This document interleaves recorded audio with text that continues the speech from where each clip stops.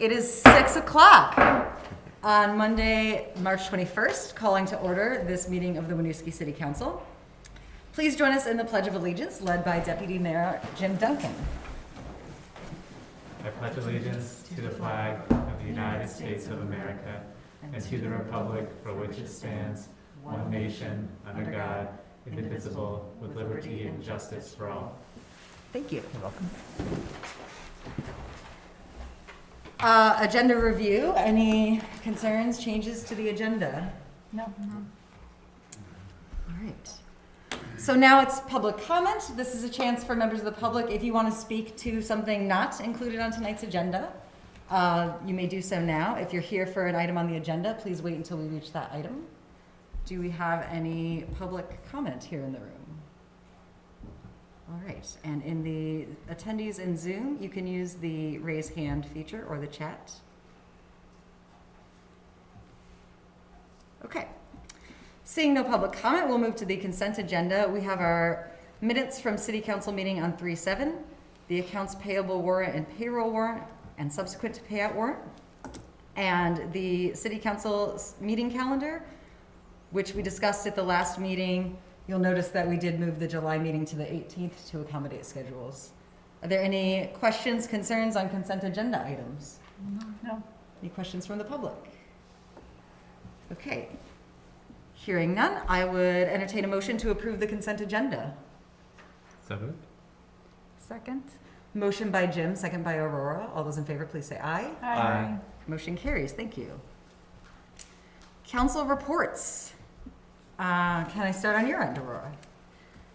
Certainly. So we're doing the assignments for city liaison appointments tonight, so I don't have an update related to that. I don't think there's anything else. All right.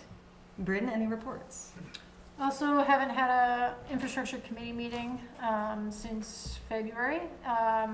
We don't have a date selected yet for April, but are working on returning to regular monthly meetings and are nearing in on a new date and weekly regular date for that. So to be determined so far. No other updates on the infrastructure side of things. Chittenden Solid Waste District has their full board meeting on Wednesday, and encourage folks to attend that. That's also available through Zoom and virtual attendance. So we'll have that this week as well. Thank you. Jim? The only thing I have to report is the tree committee met last week to talk about the centennial tree planting and plans for having that event on May 7th, which will be the day after Arbor Day, but on the Saturday of that week. So excited to continue working on that with the city and the tree committee. They have some great ideas around tying together a couple of events related to tree replacement in the city. And they also began work on revising the tree ordinance, which is on our strategies and priorities plan for this year. So looking at some initial changes to make that align with the new statutes for tree wardens in the city. So looking forward to that progress continuing with them. Thank you. My only report is that the Planning Commission met, I don't know, last Thursday or the one before, and called a public hearing for their next meeting, April 14th. They are looking at regulation changes related to priority housing incentives. Any reports for you? Similar to Aurora, I do not have anything without a commission yet. All right, thank you all. So we'll move then to city updates. Wendy? Thank you, and Mayor and Council, it's nice to see you all in the same room. That's terrific. I have a few updates. Pool passes for the 22 season at the Myers Pool will be available for sale starting tomorrow, the 22nd. And we're doing a special this year where the first 50 season pass purchasers get an invitation to a pre-season pool party. And the rest of the public can look forward to the pool season opening Sunday, June 5th. Also in the Community Services Department, we still have community garden plots available at many of the sites. You can check it out on the city website or call the Community Services Department at 655-1392 to sign up. in the community development area. Business ARPA grant applications are online. Grants of up to $10,000 are available to Winooski businesses. There's a total amount of $100,000 available. The applications are due April 8th. And you can also pick up a hard copy if you'd like to at City Hall.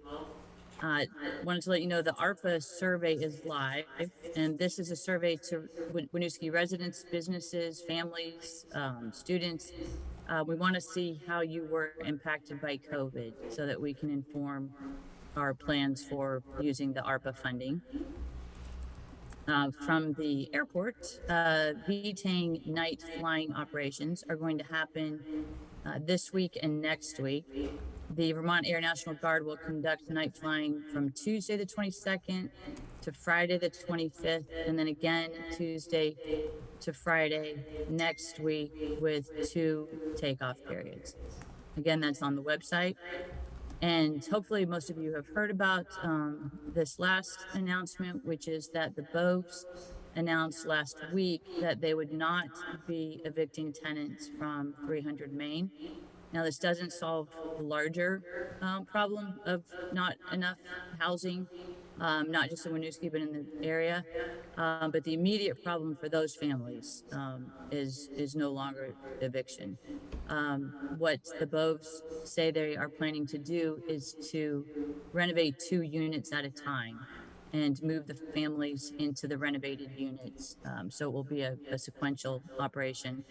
I don't believe as of Friday, we had not received any plans again. So we're just going by what we hear from them. Thank you very much to city staff who worked on this, particularly the code enforcement and members of the 300 Main Roundtable, which was created to address this issue. The folks who are part of the roundtable are discussing how to continue that collaboration, because it's a terrific group that includes providers of housing as well as representatives of folks in the housing and the city and the housing authority and CHT. So it's a very helpful group. So we are discussing how to continue that collaboration. It wouldn't be on a weekly basis, but it's such a helpful collaboration that we want to continue it. So that's what I have. Well, thank you, Wendy. What? So the next item on the agenda is a public hearing that was warned for 6:15. Gotta wait for that. Yeah, if you want to ask a question, you can. Yeah, hi there, Bruce Wilson. So is the rates gonna go up for them, and how much? For the housing on 300 Main Street? Will the rates go up, and if so, how much? My understanding is that it will still be affordable housing and that the vouchers will still be accessible. So what we've heard is that if it does go up, it would only go up slightly, but I can't tell you for sure because we're not in charge. We don't know. Thank you. But what we have heard is encouraging. No, that's good. It's good. It's good news. You know, I was talking to Mara Collins on my cable show, and she told me there is no affordable housing. So I don't, you know, I think when they got the Section 8 vouchers or whatever help they got the new Americans who's living through the Main Street, that was part of their affordable plan. So I don't know how that's going to work. I'm sure it'll work. Right. Originally, we understood that those tenants were going to be evicted so that other tenants could come in. But now the understanding, again, just from what they're telling us and what they're telling the media, is that the current tenants will be able to stay. Yeah. Thank you. That's real good. I'm so happy to hear about that. Thank you. I mean, if there's any other questions, that's fine on this topic. Our next item is the public hearing warned for 6:15. It's only 6:12 on this clock, so we have to wait 3 minutes to start that. So we can take a 3-minute recess and reconvene at 6:15. A public hearing has been noticed for the consideration of draft amendments to form-based code included in Appendix B of the Unified Land Use and Development Regulations. At this time, I'd like to open the public hearing. and have our zoning administrator, Eric Forwald, give us a little overview of the changes. Yes, thank you very much. So, as mentioned tonight, we're scheduled to have a public hearing on proposed amendments to the form-based code, in particular parts 1 through 4 and part 9. These specific sections relate to the general provisions, the administration application process and appeals, the regulating plan, the building form standards, and definitions.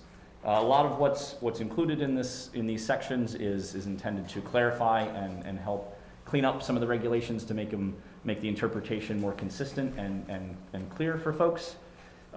This information was discussed at great length with the Planning Commission over the last several years. In December, they had a public hearing and forwarded on the draft amendments to the council. The council discussed the amendments at the meetings in January and February, both in general and in detail. On February 22nd, the hearing was set for tonight. Last week, I met with councilors Hurd and Renner to go over the proposed amendments and to answer any questions or address any specific comments that they had. So tonight we are here to take comments from the public during the hearing, and then later on the agenda is another item for potential action. So you don't have to adopt the amendments tonight, but there is an item on for adoption under the regular items. Also, I believe the Planning Commission Chair, Mike O'Brien, is in attendance or was planning to be in attendance tonight. So I don't know if he is here or if he wanted to provide any comments as well, if he is. But that's a general overview. Happy to answer any questions from any of you all before opening it up to the public. Thank you. Any questions from council? I do not have any questions. No, great. Thank you all very much. All right. Are there any questions from members of the public? You can use the raise hand feature or chat in Zoom, or if you are in attendance.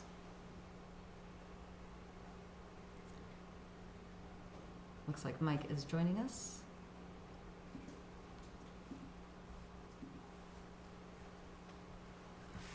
Welcome, Mike.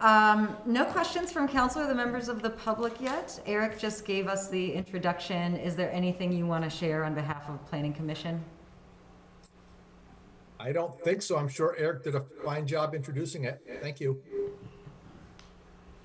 Okay.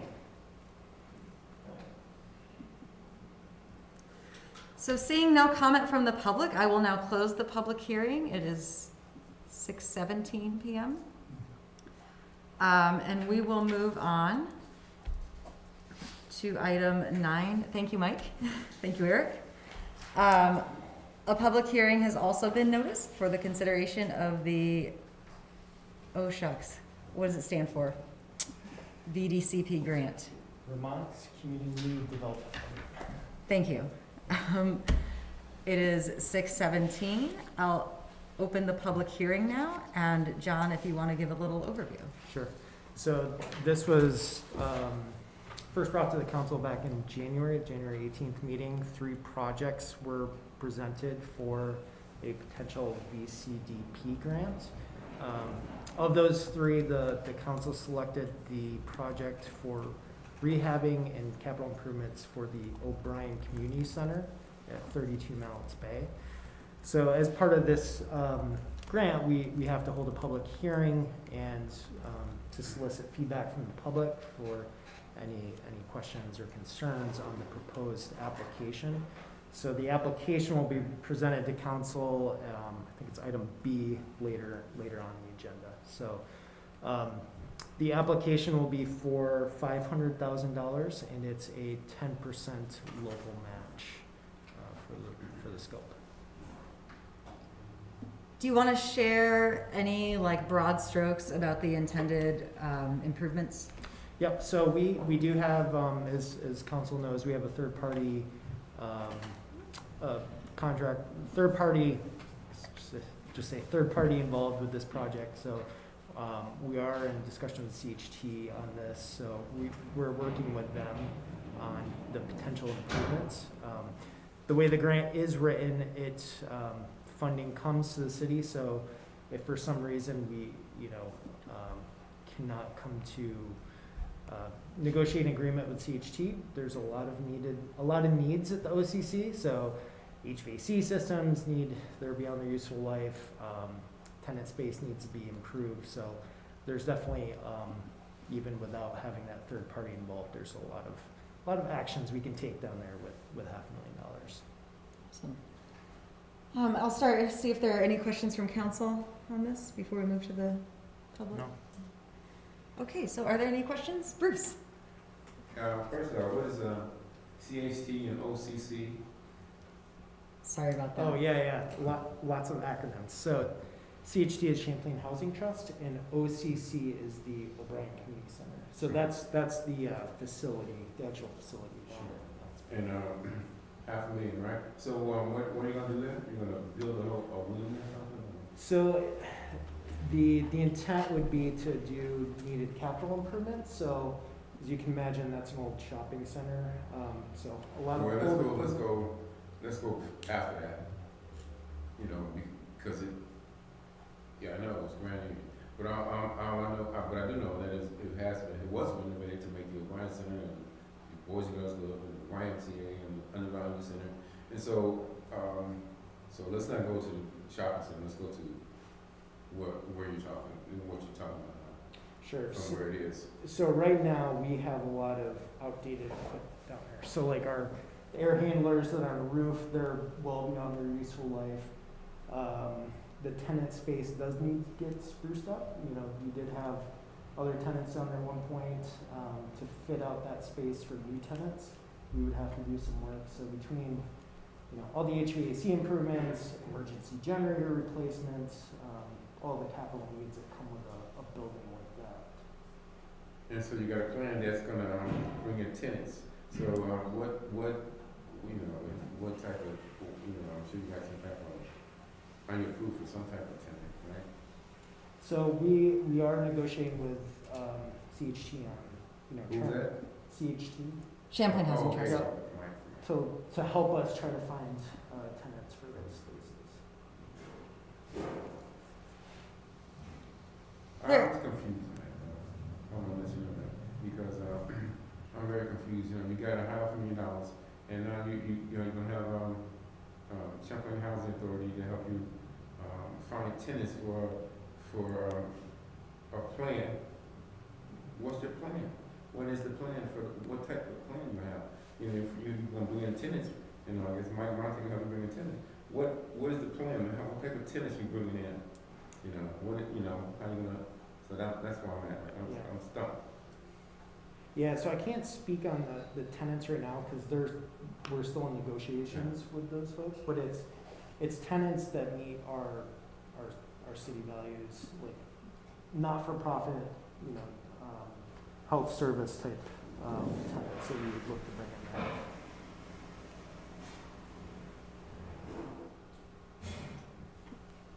I don't know if this is, I we can't, so like John said, can't speak to who, because there's still negotiation happening. But there are some particular organizations interested in the space who would bring more like human and health services to the community. Potentially some more targeted youth programming, but we have to get through negotiations and actually receive this grant to have the funding to do the fit up in the space. So we're probably still a couple months out from direct action. I know there is other interest in the space. I think once we understand where the grant is at, are we gonna receive this funding or not, then we can actually, dig into who we'd be leasing to at that time. But it's hard to say right now. And for also adding some clarity, part of the impetus for going for the draft after the grant is because it is necessary building improvements that are Right. needed regardless. Yeah, regardless of who tenants there, Yes. the building has some serious needs. Yeah, we have a hole in our capital plan with that facility right now. We do have a lot of outdated equipment that we don't have the capital, dollars to replace that. So this, even if that, if that program didn't work, we could still use this funding to to do what, you know, the base replacement capital needs work we need to do. Yeah. Are there any questions from folks attending virtually?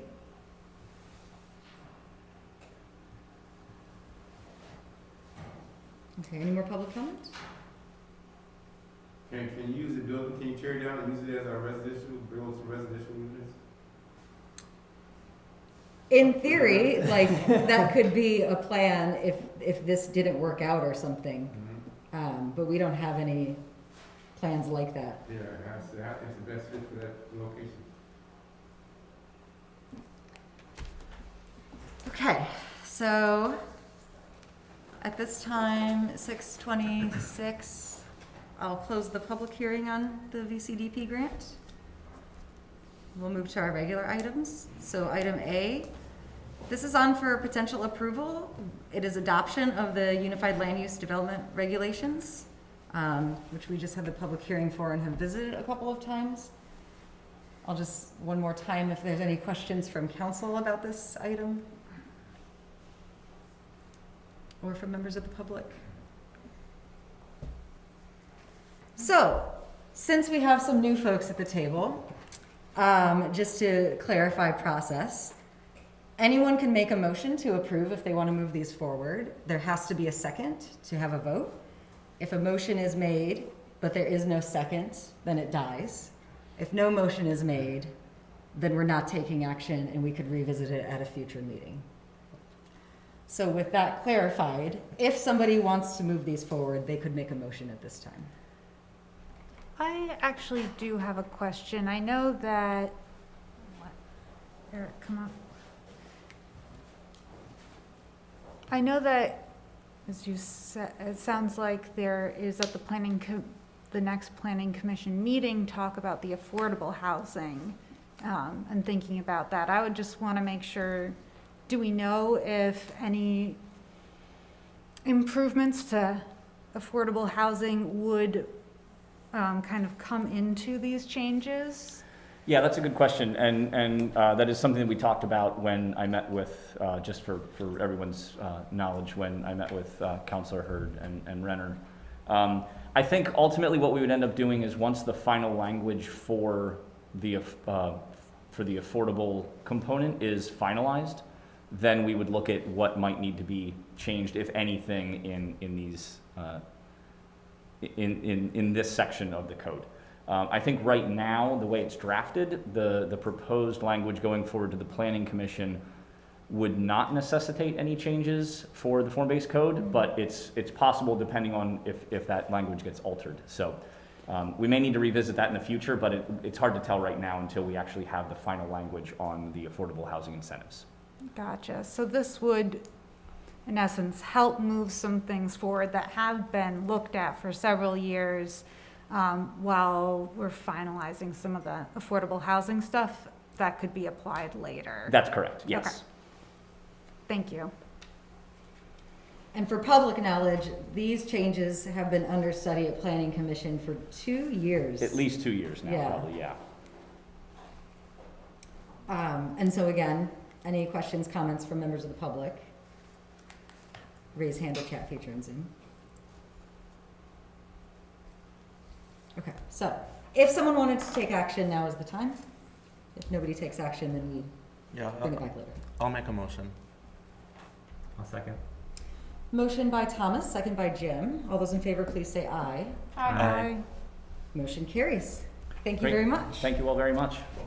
Mike O'Brien, please notify the Planning Commission. All right, we are on to item B. This is also on for approval. It's the authorization to submit the VCDP grant, which John was just speaking to.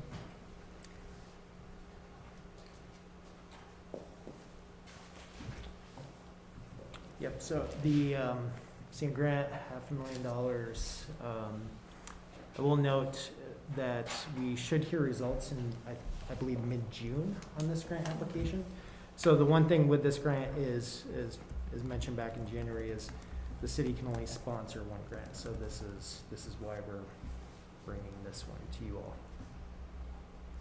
All right. And a quick question, a timeline for which it needs to be spent? I believe, I'm not sure, actually.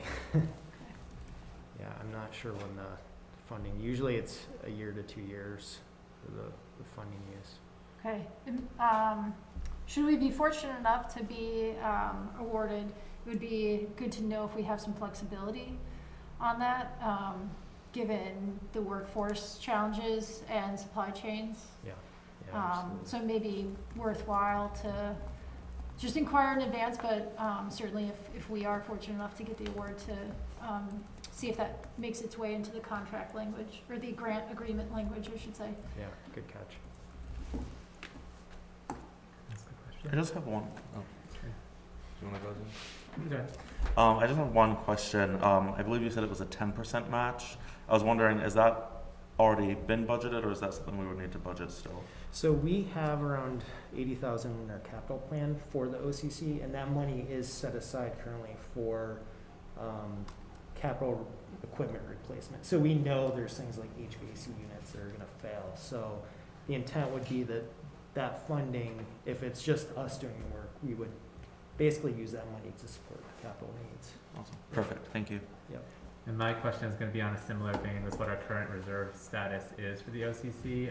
We didn't see the before and after if this were awarded. Yeah, we have 82,000 right now, which is, we've been trying to kind of build that up. That's dedicated for the OCC, but that's even a little small for what we need to do down there. Thanks. I'd make a motion to authorize the grant proposal for VDCP for the O'Brien Center. Second. Second.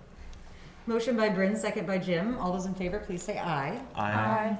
Motion carries. Thank you. There's a comment in the chat. Oh, there it is. Okay. Yeah, that's fine.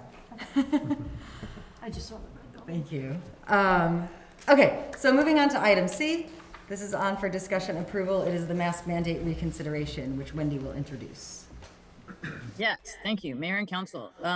Tonight, staff is recommending that the council rescind the mask mandate resolution effective immediately. At the December 6, 2021 meeting, that was the first time that you adopted the temporary mask resolution, which needed to be reconsidered every 30 days. The current resolution would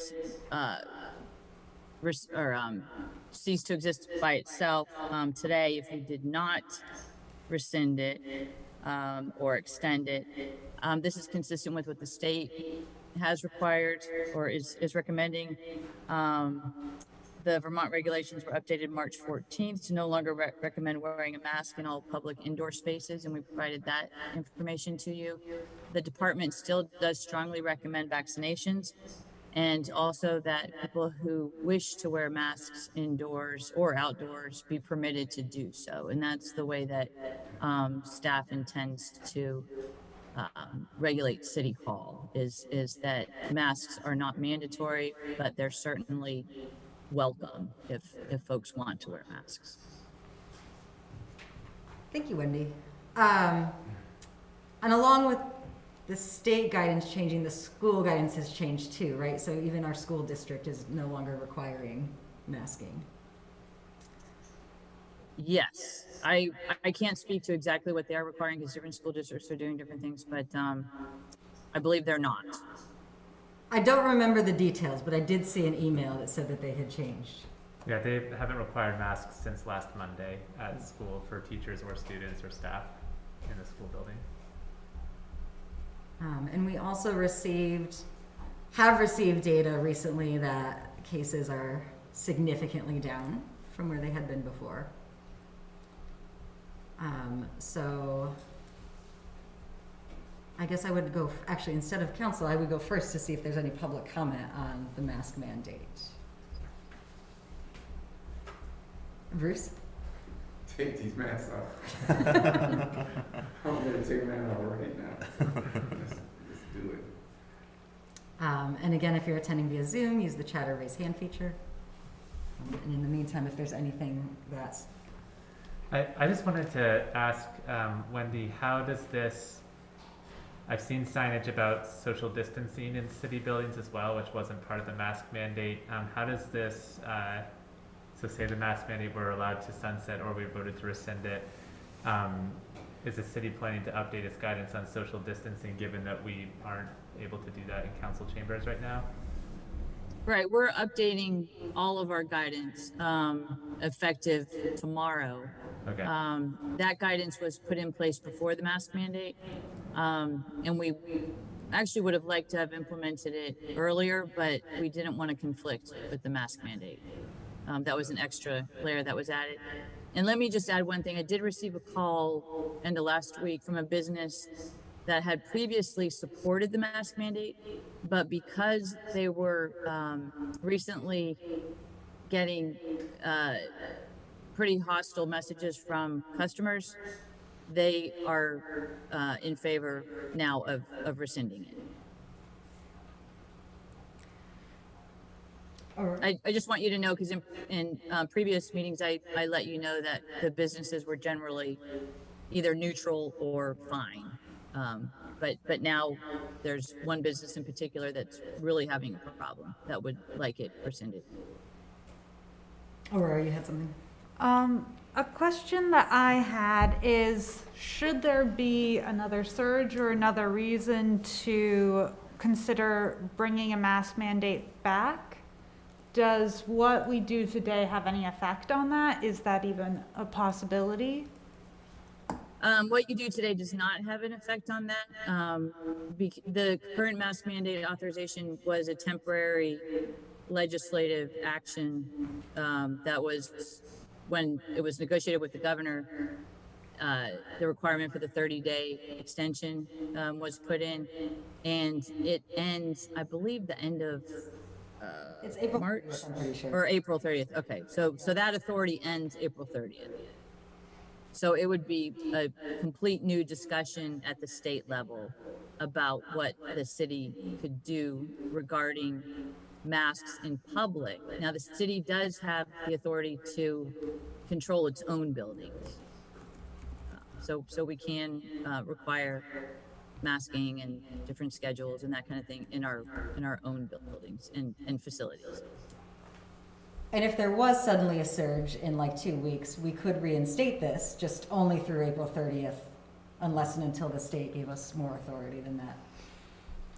Right. Yeah, because I know that it sounds like the UK is having surges, or looks like it might, which tends to translate to the US similarly.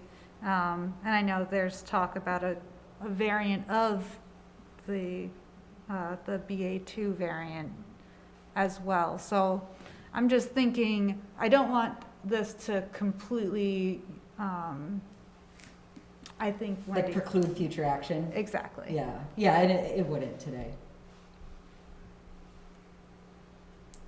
Are there any- Has staff requested any input from other community partners aside from businesses? Not specifically. I mean, most the folks we know of who have this ability to regulate are stepping back. We do want to make sure that we have masks available. So we have quite a lot still. So we're going to make sure the masks are available at city buildings. And if we do have interest and need from our partners for masks, we'll do what we can to help them out and provide masks. Does that answer your question? I'm not sure. It sounds like the short answer is no. Not proactive outreach. Well, I mean, we've been talking about it a lot, and it's been widely known that we're talking about it. So I'm not sure which partners.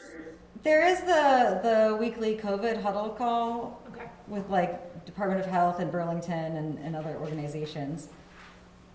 And the last one was canceled, and I think I missed the one before that. But in previous ones, when the state regulations were rolling back, I don't think everyone loved that, but they also weren't saying like, please don't, or like, please keep your regulations as they are. Okay. Ray's got his hand raised. He might have more insight. Yeah, sorry, I didn't want to jump in if you guys had the answer there, but yeah, so the last meeting was canceled, but 2 meetings ago, we did talk about the likely outcome that council would not re-up, or the high potential, I guess I'd say, that council would not re-up the mask mandate, and there was not really a lot of pushback from the group. I think Arlington, like Christine had said, had already done so. So those partners all seem pretty comfortable with that move, and I think based on the data we've seen and the trends we've seen, it's in line with what the rest of the state is doing at this point. Thank you, Ray. Thanks, Ray. I mean, I'll just share my perspective on this. I think that we are at a time when we have the tools. Masks are one of our last ditch tools for dealing with this pandemic, and that we are in a state now where we're going to be dealing with this for years to come, where we can pull back our restrictions and then we may have to put them back in place. So I think whereas before we were looking at a progressive, linear approach to this pandemic, we are now in a reactive phase using the tools we have. And this is what we, I think, need to do, is to figure out how we can open up when it's safe and how we then pull back when it's not. And I think we'll probably see it happen at least once more before the summer. And this is kind of our test run, as I see it, for when and how we do that. And I think we've seen municipalities and other entities moving this way. And I would say that the other side of that is that this doesn't mean that masks are not allowed. And I think we also need to make that clear to our community in all ways, that if anyone feels that they are more comfortable wearing a mask, that is something that they can do. And that's not a grounds for discrimination or harassment at all. So I think that if there's ever a time, this is a good time to figure out how this works for us as a city and how it works for our residents, and hear from people how it feels to take this next step. So I support rescinding the mask mandate or not voting to extend it. I would agree with that, and I would imagine staff has already thought about this, but when we update that, the mask guidance, having statement in there like a business can choose to continue to enforce this privately, individuals should not be, everyone has their choice. Wendy, can we actually take a vote to rescind? Is that allowed? Yes, I would recommend that you do take a vote to rescind effective immediately, so that there is an action and it's documented. And if you want to add to that, the direction to staff to include the language that you just said for businesses, that's fine too. Okay. So I think somebody will want to make a motion to rescind the mask mandate effective immediately and direct staff to provide public and business update on the mask mandate being rescinded, including being clear about non-discrimination for mask usage and the ability for businesses to still enforce it. And just a question, can we also include a statement that vaccination is Yes. recommended? Great. I'll make that motion. I'll second. Motion. For discussion. What's that? I have another question. Okay. Will there be additional communications tied with rescinding the same way there was with putting it in place? I think that's what we're directing right now, to say that there should be. Okay. To me, it sounded like it was just businesses, so I wanted to make sure it was also to. Business and public. We can do Okay. a push out like we did when we put it in place. Okay, just wanted clarity on that. Yes. Can Go I ahead. ask one other thing as well? Just thinking about providing access to the boosters, because I know looking at Chittenden County in general, it looks like we're at about 66% of people who have their boosters, but thinking about how can we support the unique Winooski community. I know at the beginning of the pandemic that testing and vaccinations were very inaccessible due to language barriers and just where they were, considering that we are a city with a lot of people without cars. So making sure that there are easy, accessible ways for all of our community members to get boosted, especially considering if we're going to rescind this. Ray, do you want to speak? Ray to could, that? yeah. Ray, hope you're there. There has, or I don't know, maybe Yaz, you might have information too. The COVID Huddle and the Vermont Health Equity Group have been doing a lot of work on this. Yeah, so I can speak to that a little bit, and I see that Ray has come back as well. So, just to give you a little bit of background, Aurora, the COVID huddle was developed in response to the fact that there were more challenging needs for specific communities within Chittenden County, and that's why the partnership developed. And since the partnership has been in place, which is before my time in the city, that is exactly what the group has been addressing. And so all of the outreach, all of the efforts for additional testing sites, additional sites for vaccinations, all of the pop-ups that were done, everything that came of that was as a result of this task force group. And so that's going to continue on. The people's roles are kind of somewhat changing in the group as we go, but I think everybody on that group is under the same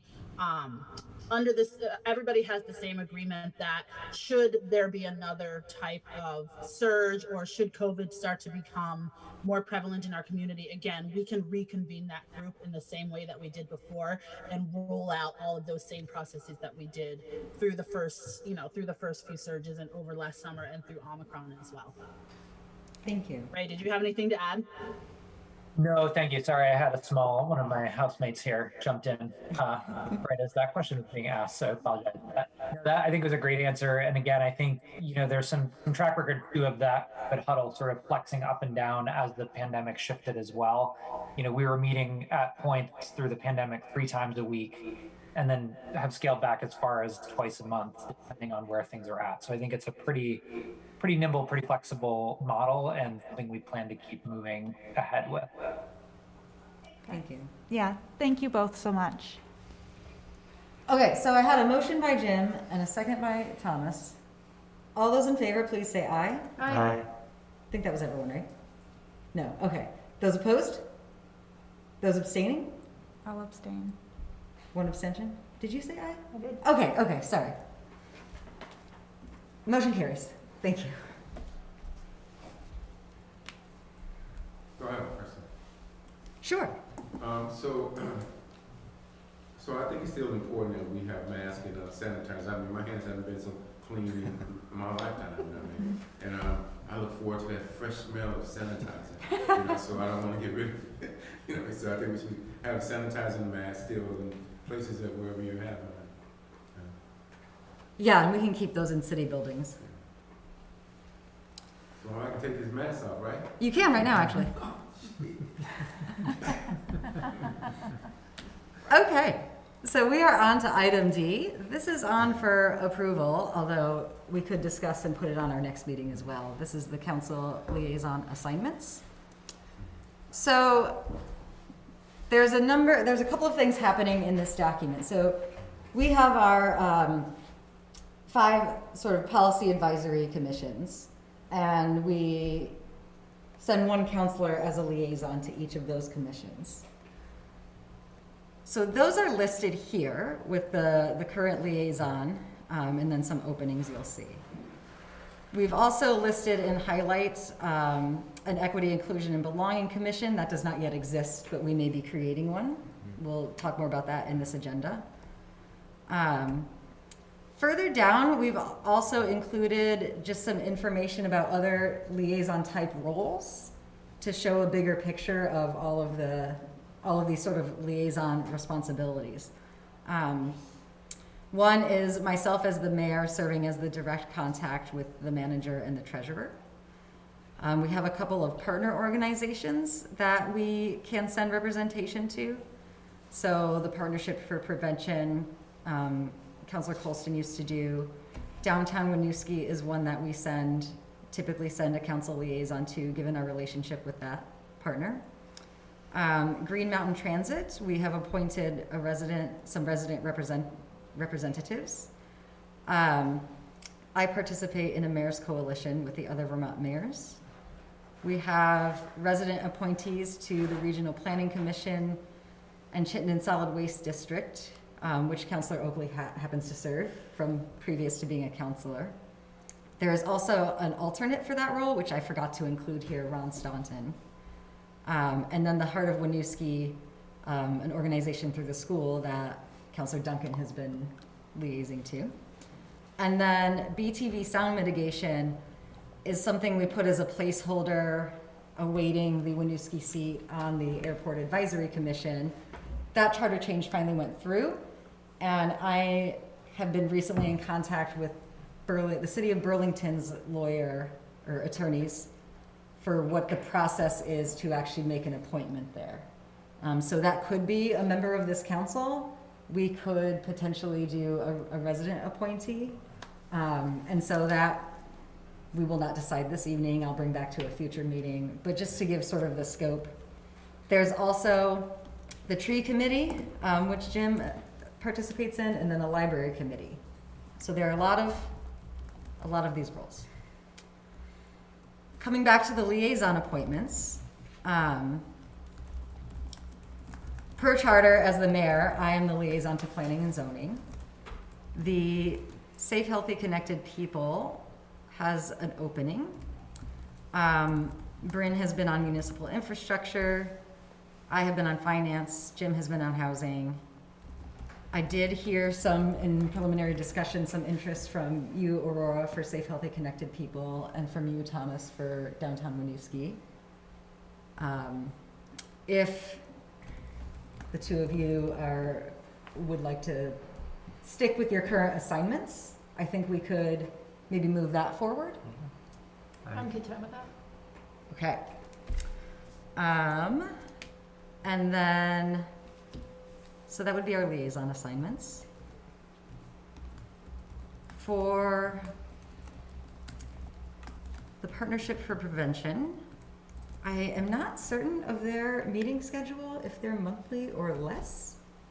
I could probably find that out, but if anyone has interest in serving on that body, please let me know. I'll add it to my to-do list.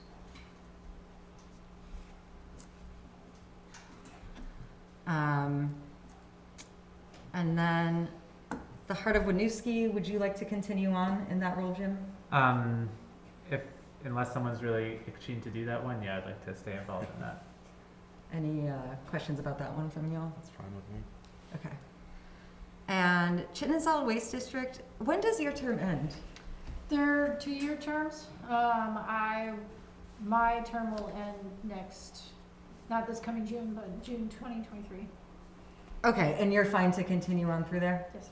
Okay.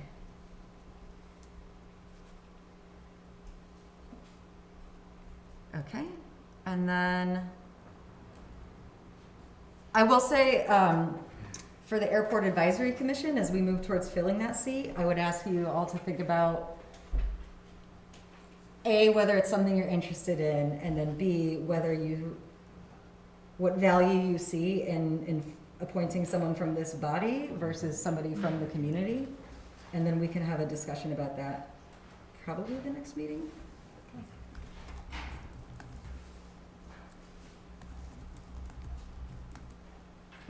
And then I imagine you'll stay on the tree committee. It's not an official commission or Right, committee, so yeah. Yeah. So I think the library committee, Hal used to attend that as well, but we don't do, he did not? No, I Oh, he don't. did, My okay. understanding is a council member can't be on it. Cannot be on. Oh, right, because it does act separate. Okay. Yeah. I forgot about that. Yeah. Okay. Are there any questions from council or from members of the public about these liaison appointments?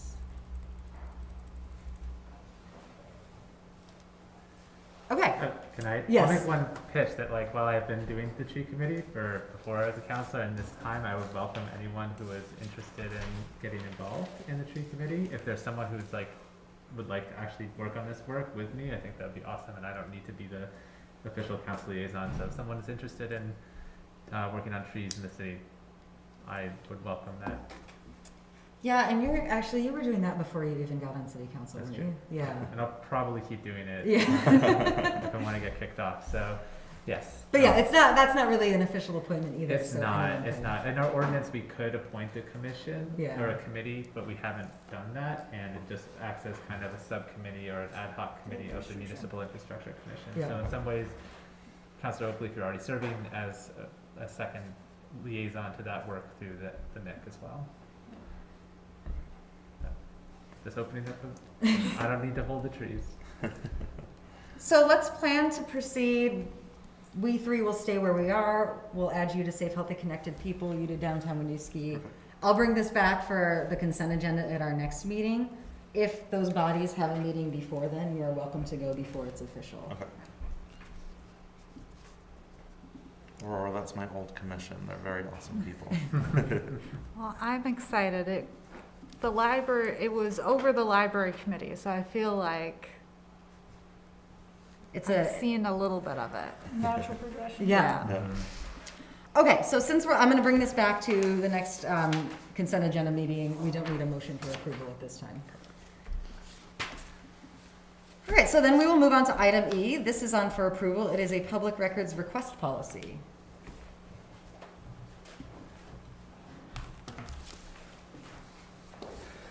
Good evening. Thank you very much. Tonight, this item is on your agenda for consideration of approval of the public records request policy and additionally appointment of the city manager as the public records agent. This is an item, again, that the city has been working on for quite some time, on and off. Most recently picked this back up in the last several months. The city doesn't currently have a public records request policy. We do utilize guidance from state statute on how to process requests for public records. So this would be a policy that would help guide the city specifically on how we respond to public records requests, what we consider public records, how we respond, whether they be requests for inspections of records or transmission of records. This was last reviewed by council at your meeting on the 22nd of February. At that meeting, there was several requests for changes to be made. Those changes were related to the potential to either waive fees or provide financial assistance, and then also regarding the format for transmission of records. Both of these changes, or both of these comments were incorporated into this latest draft and can be found on page 5 in the red and strikeout versions. So hopefully those address the concerns that were had at the last meeting. So happy to answer any other questions or take any other comments. Oh, I thought I saw your hand first. Oh, We'll go down the line. this might be, I hope is a pretty easy one. So I know we're thinking about the language access policy and plan. I assume that would be applied where applicable or when applicable when requesting documents through the public records request That's policy. right, yes. Okay. And it mentions a fee schedule. I believe that would just refer to the state. Yeah, so right now we're also working on updates to our fee ordinance, which is chapter 28 of our municipal ordinance. So until we have specific fees outlined, we would just default to the Secretary of State's fee schedule. Great, thank you. Any other questions? I had the same question as Brent. And do you feel your concerns were addressed from the last meeting? Yeah, I appreciate the way that those are incorporated, so thank you for taking that on. Absolutely, thank you. So I'll ask if there's any public comment on this public records request policy. When will we expect an update to our fee ordinance? I know that is underway right now. Angela, I know, is on, or should be listening in, so I know that there's multiple staff have proposed amendments, so I think we're just trying to finalize to make sure everything's incorporated, so I would imagine in the next month or so, Okay. we may see something come forward. We do anticipate that coming in April. We've got most of the changes updated right now. There's only one outstanding change that will not be incorporated, but will come at a future meeting. Okay. Great. All right, would someone like to make a motion to approve the public records request policy? I will make that motion. Second. Motion by Jim, second by Bryn. All those in favor, please say aye. Aye. Motion carries. Thank you, Eric. Thank you. Also, sorry, Mayor, also to appoint the city manager as the public records agent. May I also have a motion to appoint the city manager as the public records agent? I'll make that motion. Second. Motion by Thomas, second by Bryn. All those in favor, please say aye. Aye. Aye. Motion carries. Thank you very much. Okay, we are moving on to item F. This is on for discussion. We have equity updates from Yasmin Gordon. Unmute my mic. Good evening. Oh, I don't know what it's like over there right now, but I'm so happy to see everybody sitting back in the same space for a change. It's very different. I feel like it's a sign that we're starting to come out on the other side of this awful thing that we've been in for a couple of years. So it's exciting. Thank you for inviting me to come and just give you all a few updates on some of the work that is occurring in the city in relation to the Working Communities Challenge Grant. There is a document that was included in your packet that's entitled The Timeline of Winooski's Specific History of Equity Initiatives. We thought that it might be a good idea to give some of the newer folks in the room and some of the public who are attending just a brief overview of, you know, where we got to, where we are at now, how everything kind of started and where we are at this point. So I'll go through I can just rattle off the first few items and then we can talk specifically about the work that I've been doing since I came on board last May. So the thing that started all of this was a training in late 2017 that was a training through the Abundant Sun Consultant Agency, and they came in and did an all-staff training on unconscious bias. And then a couple of years later, there was an equity summit that was conducted by the city that had formal and informal leaders from all across the city, all across partnerships in neighboring communities. It was facilitated by Creative Discourse, and I believe there was a couple of legislators as well that were, I believe that Keisha Ram was also a facilitator of that group. And as a result of that summit, a couple of smaller work groups were formed in order to kind of move the work forward. And through those work groups came the recommendations for hiring an equity director myself. So thank you, work groups, appreciate it. And also the suggestion of completing an equity audit and establishing an equity commission, which I will give you some updates about further down the road. So after that, clearly, the city was awarded the Working Communities Challenge Grant through the Federal Bank of Boston to spearhead and fund the position for the equity director and also continue the work. And then also in spring of last year, right before I came on board, I'm sorry to have missed it, the leadership training around structural racism within health service provision and housing was conducted with Dr. Mercedes Avila.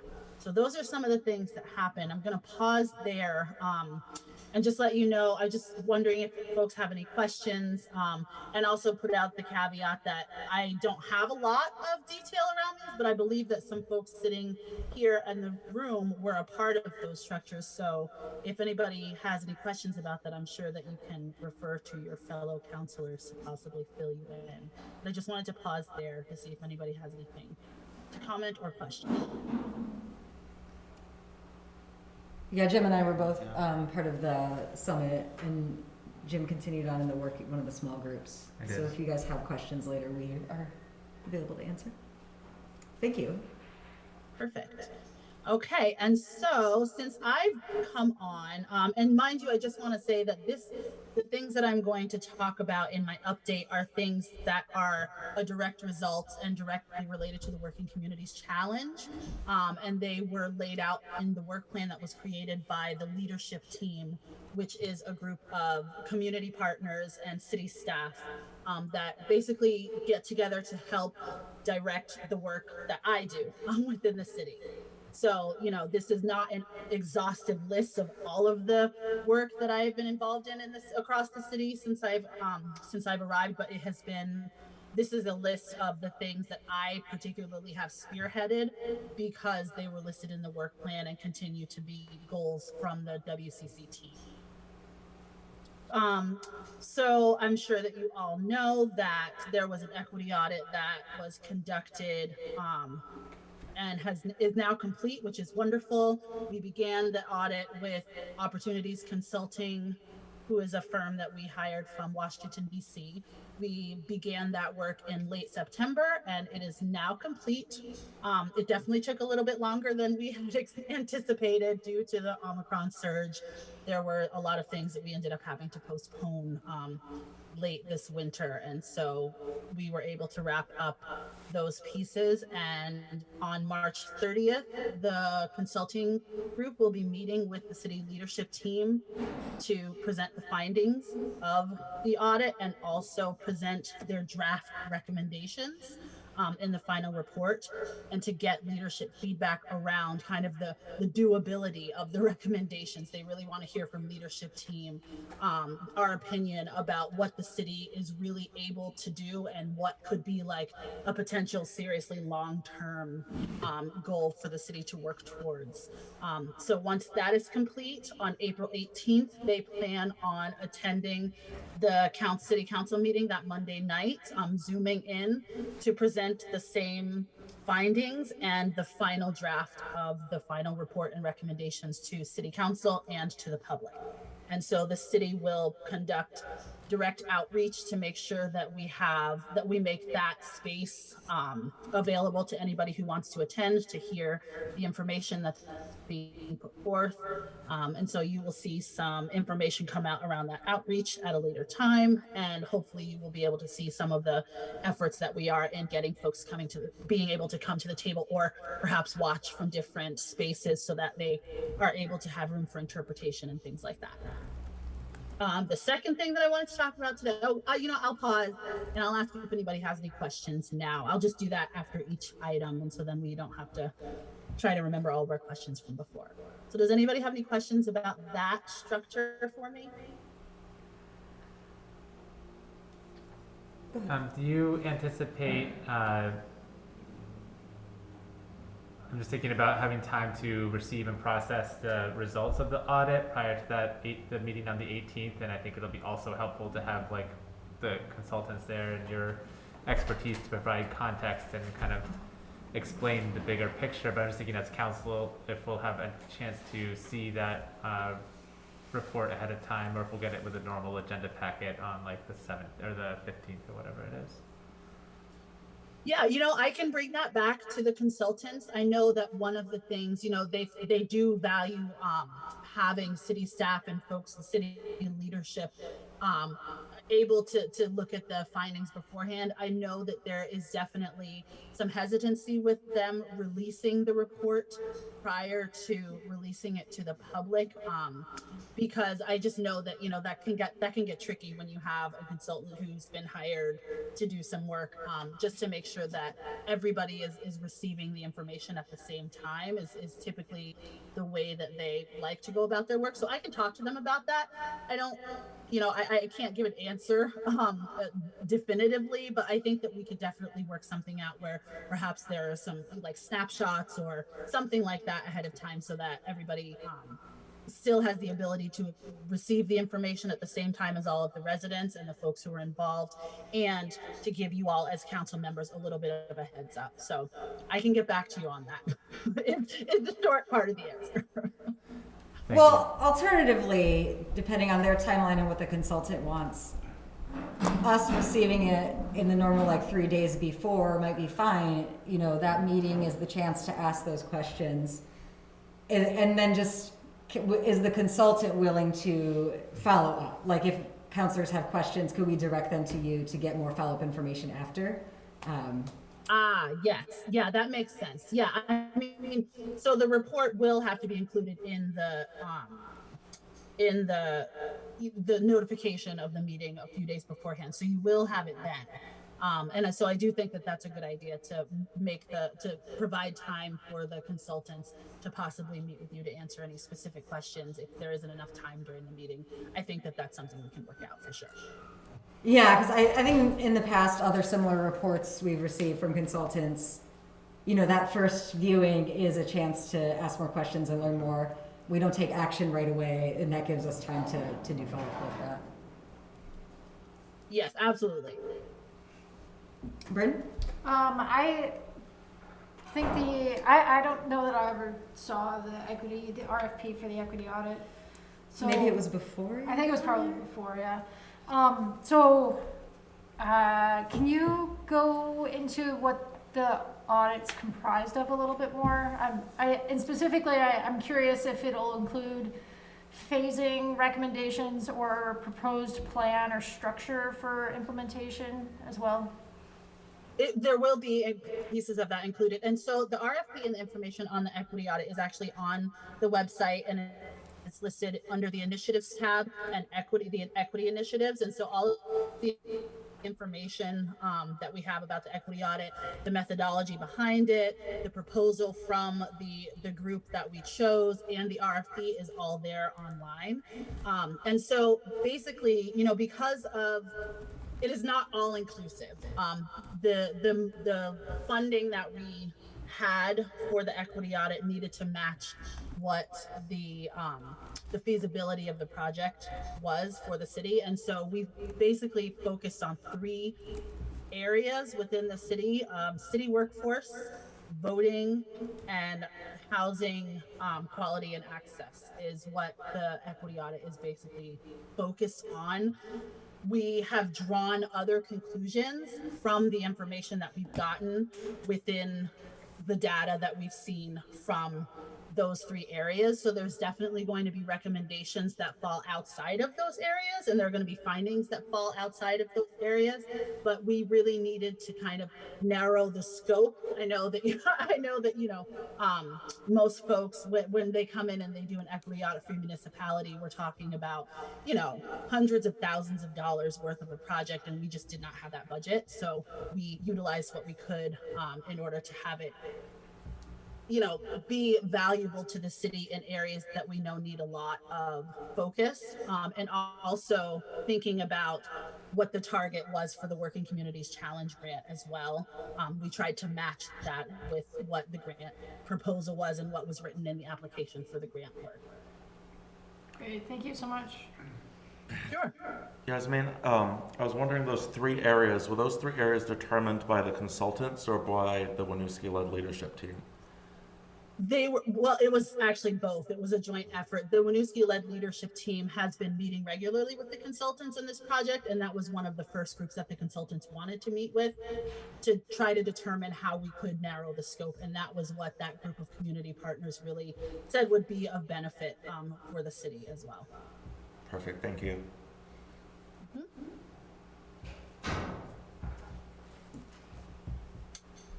All right, I will go ahead and move on to the second. So we are going to talk about this next. So I'm not going to try not to go into great detail about it, but one of my second charges on the work plan from the grant work was to develop an equity. It was called in that document an equity commission. However, the name is kind of beside the point. It's really around a body that will work towards the policy direction that needs to happen to make our practices and our operations a more equitable process. So it's really diving deep into the systemic change. So I will be going over that with you next. And I will probably take questions about that afterwards as well. I think that makes sense. The third thing is something that will be coming and dovetailing off of the equity audit. I think it's something that the city has needed for quite some time, and that is a language and possibly communication policy and plan for the type of access, and really diving deep into what the actual need is, because there isn't a lot of data within the city, within the municipality, around our processes around language access, and there isn't any data that documents what the need is for certain places and different practices. And so we really need to start to examine that to make sure that we are creating a policy that makes language access more widely available for anyone who needs it, as well as the way that we communicate our practices and programming with folks in the community.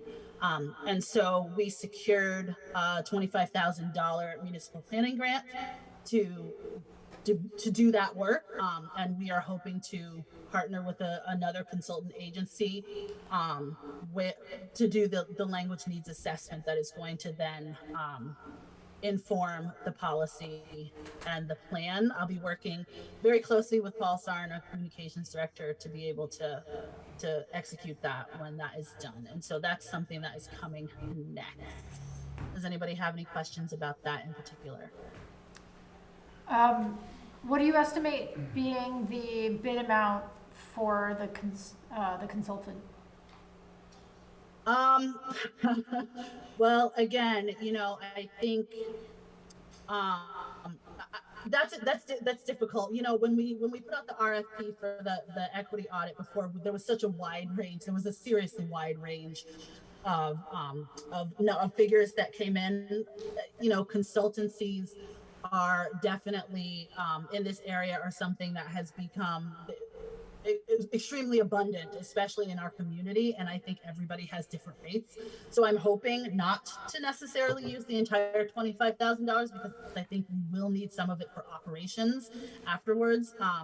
But I definitely think that it's going to be upwards of 50 to 20. It's just, you know, in somewhere in that range if we can get a good partnership going. And, you know, talking with Paul around what it is that we seriously need to focus on.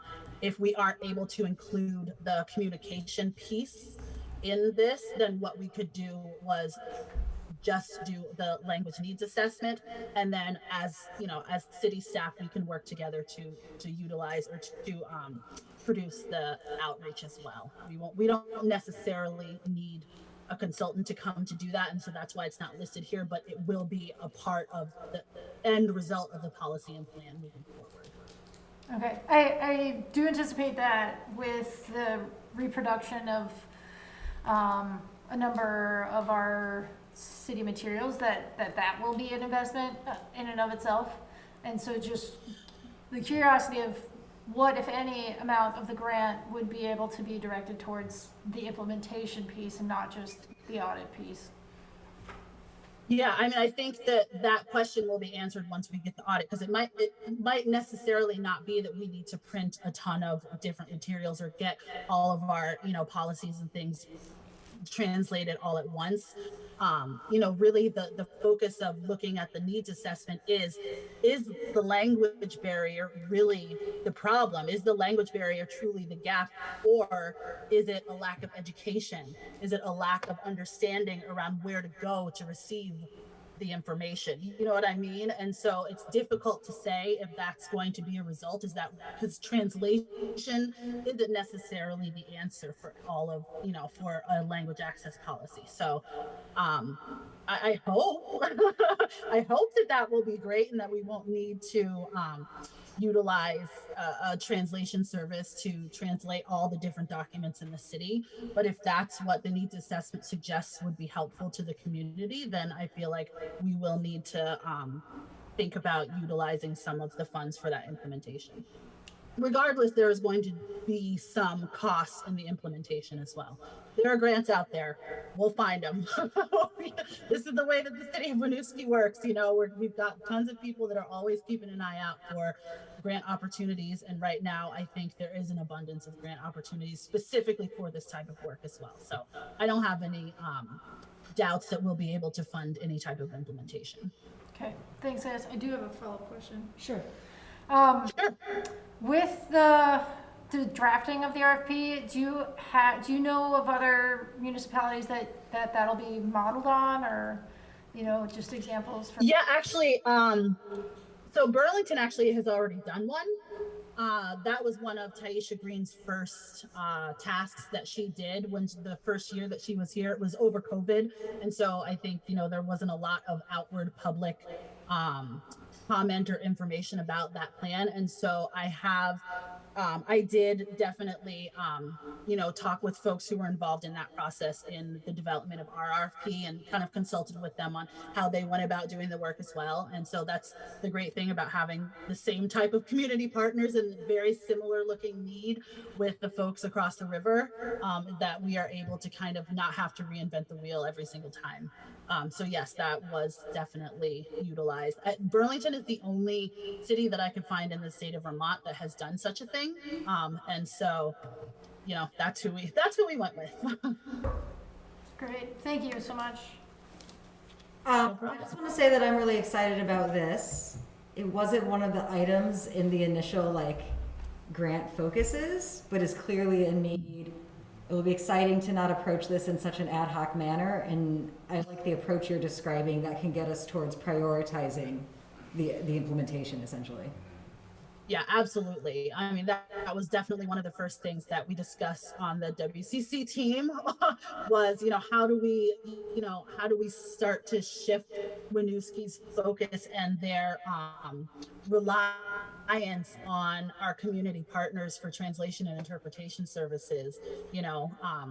While we will always utilize those partnerships, but I think it was an absolute concern that was definitely voiced from the beginning when I came on that, Winooski needs to start looking at prioritizing the way that we do our outreach and the way that we engage with folks who are non-English speaking specifically.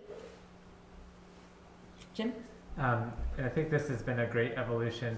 One of the original work groups is around the homeschool liaisons and multilingual liaisons at the school, and having that, extending that work into the city, which has more of that kind of reactive or without having the directed plan, the needs assessment. So I think this is fantastic to think about reorienting this towards what is a need and then how do we fill it. And I'm curious to what extent you're thinking that this language access policy and plan will actually rely on the school or interact with the school, since they do a lot of messaging and outreach in multiple languages for their purposes, and we are the same area. Is there, I'm assuming that you are already thinking about this. I'm just curious if you could speak to how the school might intersect with this work. Well, I think we're already doing a lot of how the school intersects with this, and it's more around not necessarily a reliance on the school, but a partnership with them, knowing the community, knowing that the connection that they have to such a large portion of our community.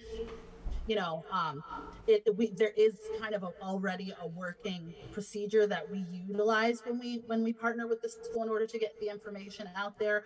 The focus will definitely be on the multilingual liaisons and how we interact with them, because the current structure that we have isn't really sustainable, and we have to really start to look at how we can shift the city to be able to take on some more of that work. And it's more, like I said, it's going to be interesting to see what the outcome is from this needs assessment, because my hunch is that it's not necessarily going to be about language and translation. It's going to be more around education and really being able to connect with people from different communities in the city, so that folks know where to go when they need support. So the school right now is, it is where we go or where folks go, because the school is a community school, as it should. That's, as a community school, that's how it should operate. It really should be the hub for, the school community to be able to go to access information. However, there are gaps there because the school doesn't have a lot of access to the information that we around the programming and what we provide as a city. And so I think we're going to have to do a deep dive into that relationship. How can we share information so that the school community folks who rely on the school, as they should, to be able to get information outside of, the newsletter that goes home, how are people able to get real-time information about the city without necessarily relying on the multilingual liaisons to get that information to them? So I think that there are already some systems in place that work well, but I think the focus is just going to shift slightly in the operations and what it is that we're sharing with folks and how they're accessing it. It'll be interesting. I'm interested to see how things are going to iron out. This is something that I have not done before, specifically is embark on a project like this. And so I think it's going to be extremely useful to both entities if we can do it right. And I think Does that answer your question? Well, I think it's actually what we were discussing in 2019 and 2020 was that there are already these positions who are doing brokering for the services of the city. They just weren't being supported by the city to do that, right? Families are calling multilingual liaisons about anything, whether it has to do with school or not. The liaisons show up and help, and I think there was a concern at that time that this is an underappreciated, underpaid, undercompensated, recognized role that we were benefiting from as a city, without really putting any recognition or funding into it. And so I guess I'm wondering, what I would hate to see is for us to not make good on that recognition here 2-3 years later. And I'm not saying that I think you're talking about it as it will be, looking at the systems we have, the existing people in our community who are creating those connections between the school and the residents, and are also acting to create connection between the city and the residents. But can we professionalize, support, augment, and compensate those roles as part of our implementation of this plan, so that we're not creating two separate systems? I hear you saying that, that's great. But I just wanted to kind of reflect back that we've had this recognition that these folks are in our community doing this work already, and we are asking a lot of them just from the school, let alone the city. So how do we have those systems develop or kind of coalesce when we can? Yes, so I don't want to give too much away, because I can let you know that there are very solid recommendations that are coming through in the equity audit to address that exact thing.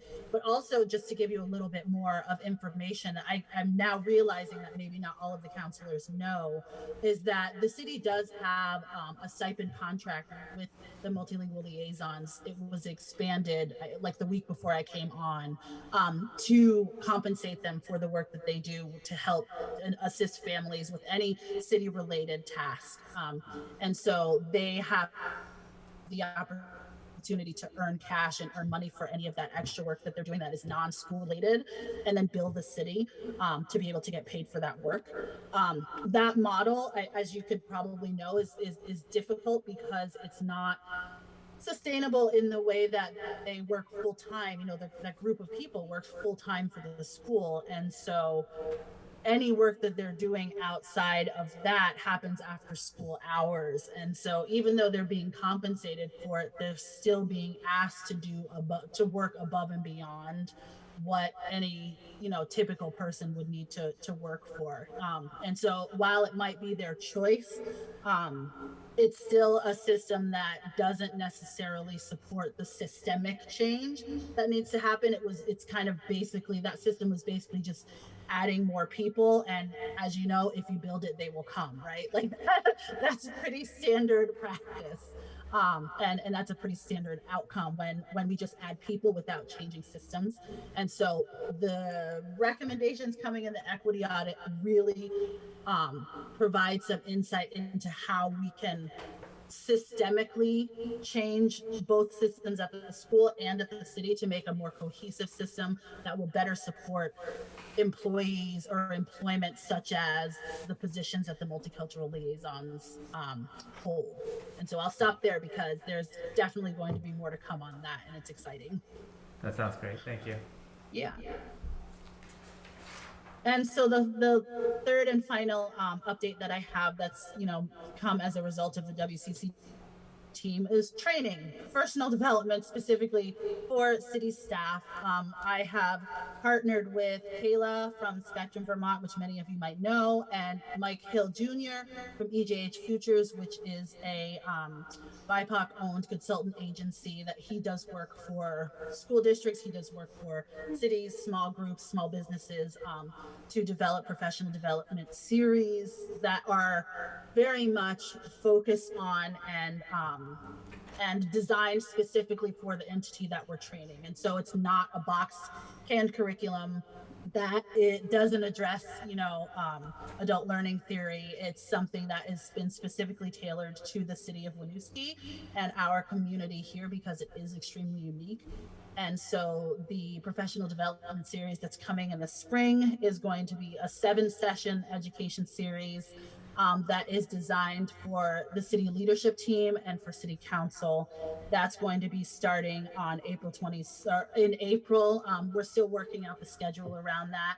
It's something that I wanted to present to all of you to take part in. However, I think the structuring on how you can partake in the actual learning series is something that we're going to have to iron out, given the fact that you all work full-time jobs.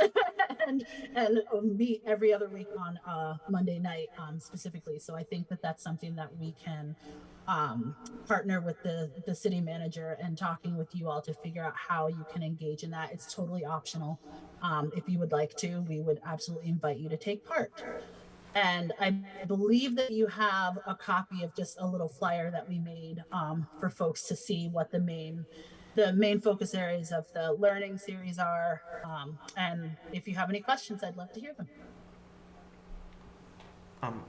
Will the training be given to all city staff after the leadership team, or an abbreviated version?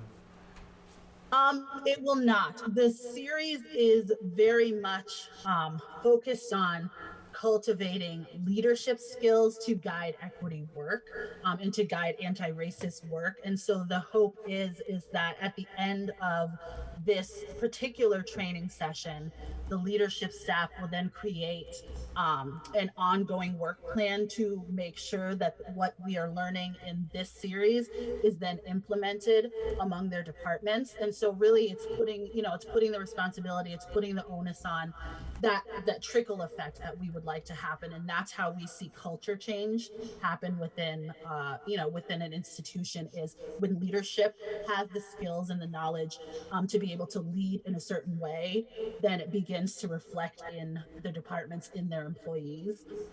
There will be future professional development trainings that we are looking at for all staff, but this one in particular was really, really designed for leadership. Okay, thank you. That makes sense.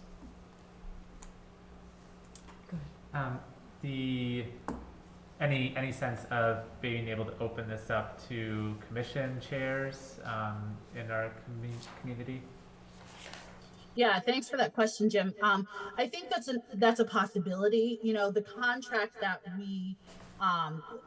we wrote for the work with involving Kayla and Mike was specific for a number of people, and that was how we based the price tag, was for the amount of people that were going to be involved, because it's geared towards small sessions and having a certain number of people be within the session or take part within the session. And so if we wanted to extend it to the commission chairs, it would be a matter of first of all, finding out if Mike and Kayla have the capacity to be able to do that, and renegotiating the contract, I think, to increase the amount that they're being compensated for the work. It wouldn't go up necessarily like an astronomical amount, but it would require an additional compensation for those folks. See, sorry. Okay. You already mentioned the complexity of scheduling to make it open to us and staff. Do you have any like tentative thoughts about timing, or you're still hashing that out? That I actually wanted to present to you all, because really it's about the time that you have, knowing that, you know, this is a professional development series that is contracted through a consultant. You know, we could look at different structures where we had you all maybe, where we possibly can schedule a special meeting and have it be an executive session, or, you know, we could think about adding an extra hour or two maybe onto a city council meeting every other Monday night, where we begin at 5 instead of 6 p.m. You know, I think there are different ways that we can work it out, but it really depends on your schedules, because we're city staff. We know when we work, it's scheduled for us during our leadership team meetings on Wednesdays, and so we already kind of have that time set aside.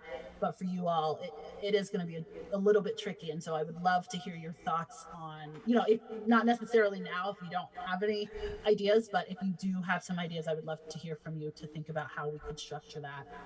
Okay, so For your group. to be clear then, the leadership team is doing this, and then we would do it separately.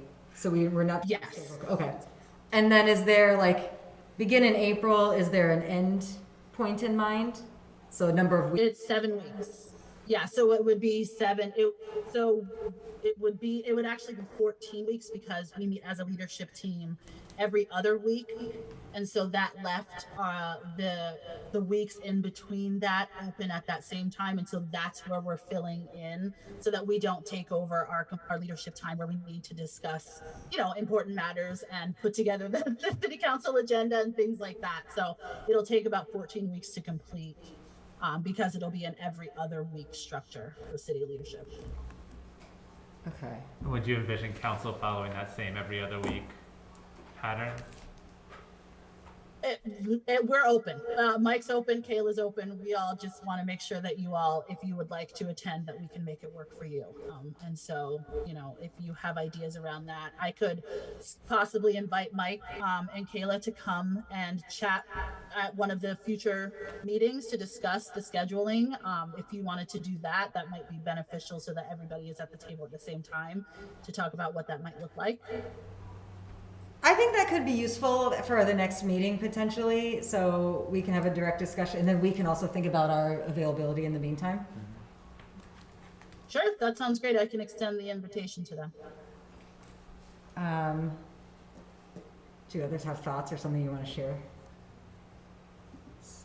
I mean, I'll say I think this is an exciting opportunity. I would love to be able to participate in this, and so I keep asking questions to know what you expect from me, because I think it would be valuable at this moment in time when we have the work ahead of us to also have these skills further developed and have a calling and a reason to get more engaged in this topic in this way right now seems really, really appropriate. So I'm all for trying to make it work. It is a lot of time, but I think if you feel it's going to be valuable for the city leadership team, and we as a council can also be developing those skills in tandem, I think that is particularly valuable. So, you know, I think it's 14 weeks from April puts us into summer, so we'll have to look at a calendar and think about it, but I would like to see if we can make it work, personally. I would like to participate. It'd also be nice to get a cost estimate to open it up to commission chairs, just to broaden the reach as much as we can and have an idea of what the expense would be, whether or not that's something that is reasonable within the budget or not. Sure, yeah, I can, when I extend the invitation to invite him, to Mike and Kayla to the next meeting, I can also put that in the invitation, just to ask them to come with, you know, a possible extension of the contract, to see if we can do that. I'm sure that it's, I don't want to speak for either of them, but I foresee that would not be necessarily a problem. And we can figure it out as a city as well. I can speak with Angela about what the professional development budget has left, so we can think about that. Obviously, it does make it more challenging. The more people you have, the harder the scheduling. But at the same time, I agree that the value is great enough that extending it to at least the commission chairs would be worth a consideration. Absolutely, yeah, we'll definitely try to make that happen. And maybe not to make a third group that they would have to come back for, maybe the chairs could just join the council. I do, yeah. Is that what you're thinking? Yeah. And I'll throw out Yeah, I a think- wrench, but I don't know if I forget, and forgive me if you've already covered this in the Inclusion and Belonging Advisory Commission, but would those folks be eligible for this training or interested? Do you envision them getting separate training that would be enough, or is this something that they would be wanting to participate in as well? I think that's a really good segue actually into the next item. If you wanted to Can we pause present, though to see if there's any Right. questions from the public on the updates you've already provided? sure. No, okay, thank you for that. So we'll move to item G and discuss the Equity Advisory Commission Charter. Perfect, thank you. So just, you know, to quickly answer your question, Jim, in the charter, there is language about them receiving training. And that was something that I would probably just do myself when the commission begins, and make sure that that is an ongoing training for the commission. It would likely be based very much on this professional development series, but I don't think that there is necessarily a need to have the partners involved in that training as well, because it's such a small group that I feel like I could manage that on my own. So, but extending it to them, I think once again, it would be an additional cost, and so we would have to think about where we would budget for that. But I have full confidence that I could provide them with that training without needing to necessarily contract with somebody else. So I'm just gonna go to the next. The draft charter is in hand. I'm certainly not going to read the whole thing out loud, but I would love to just. Am I able to share my screen on this meeting?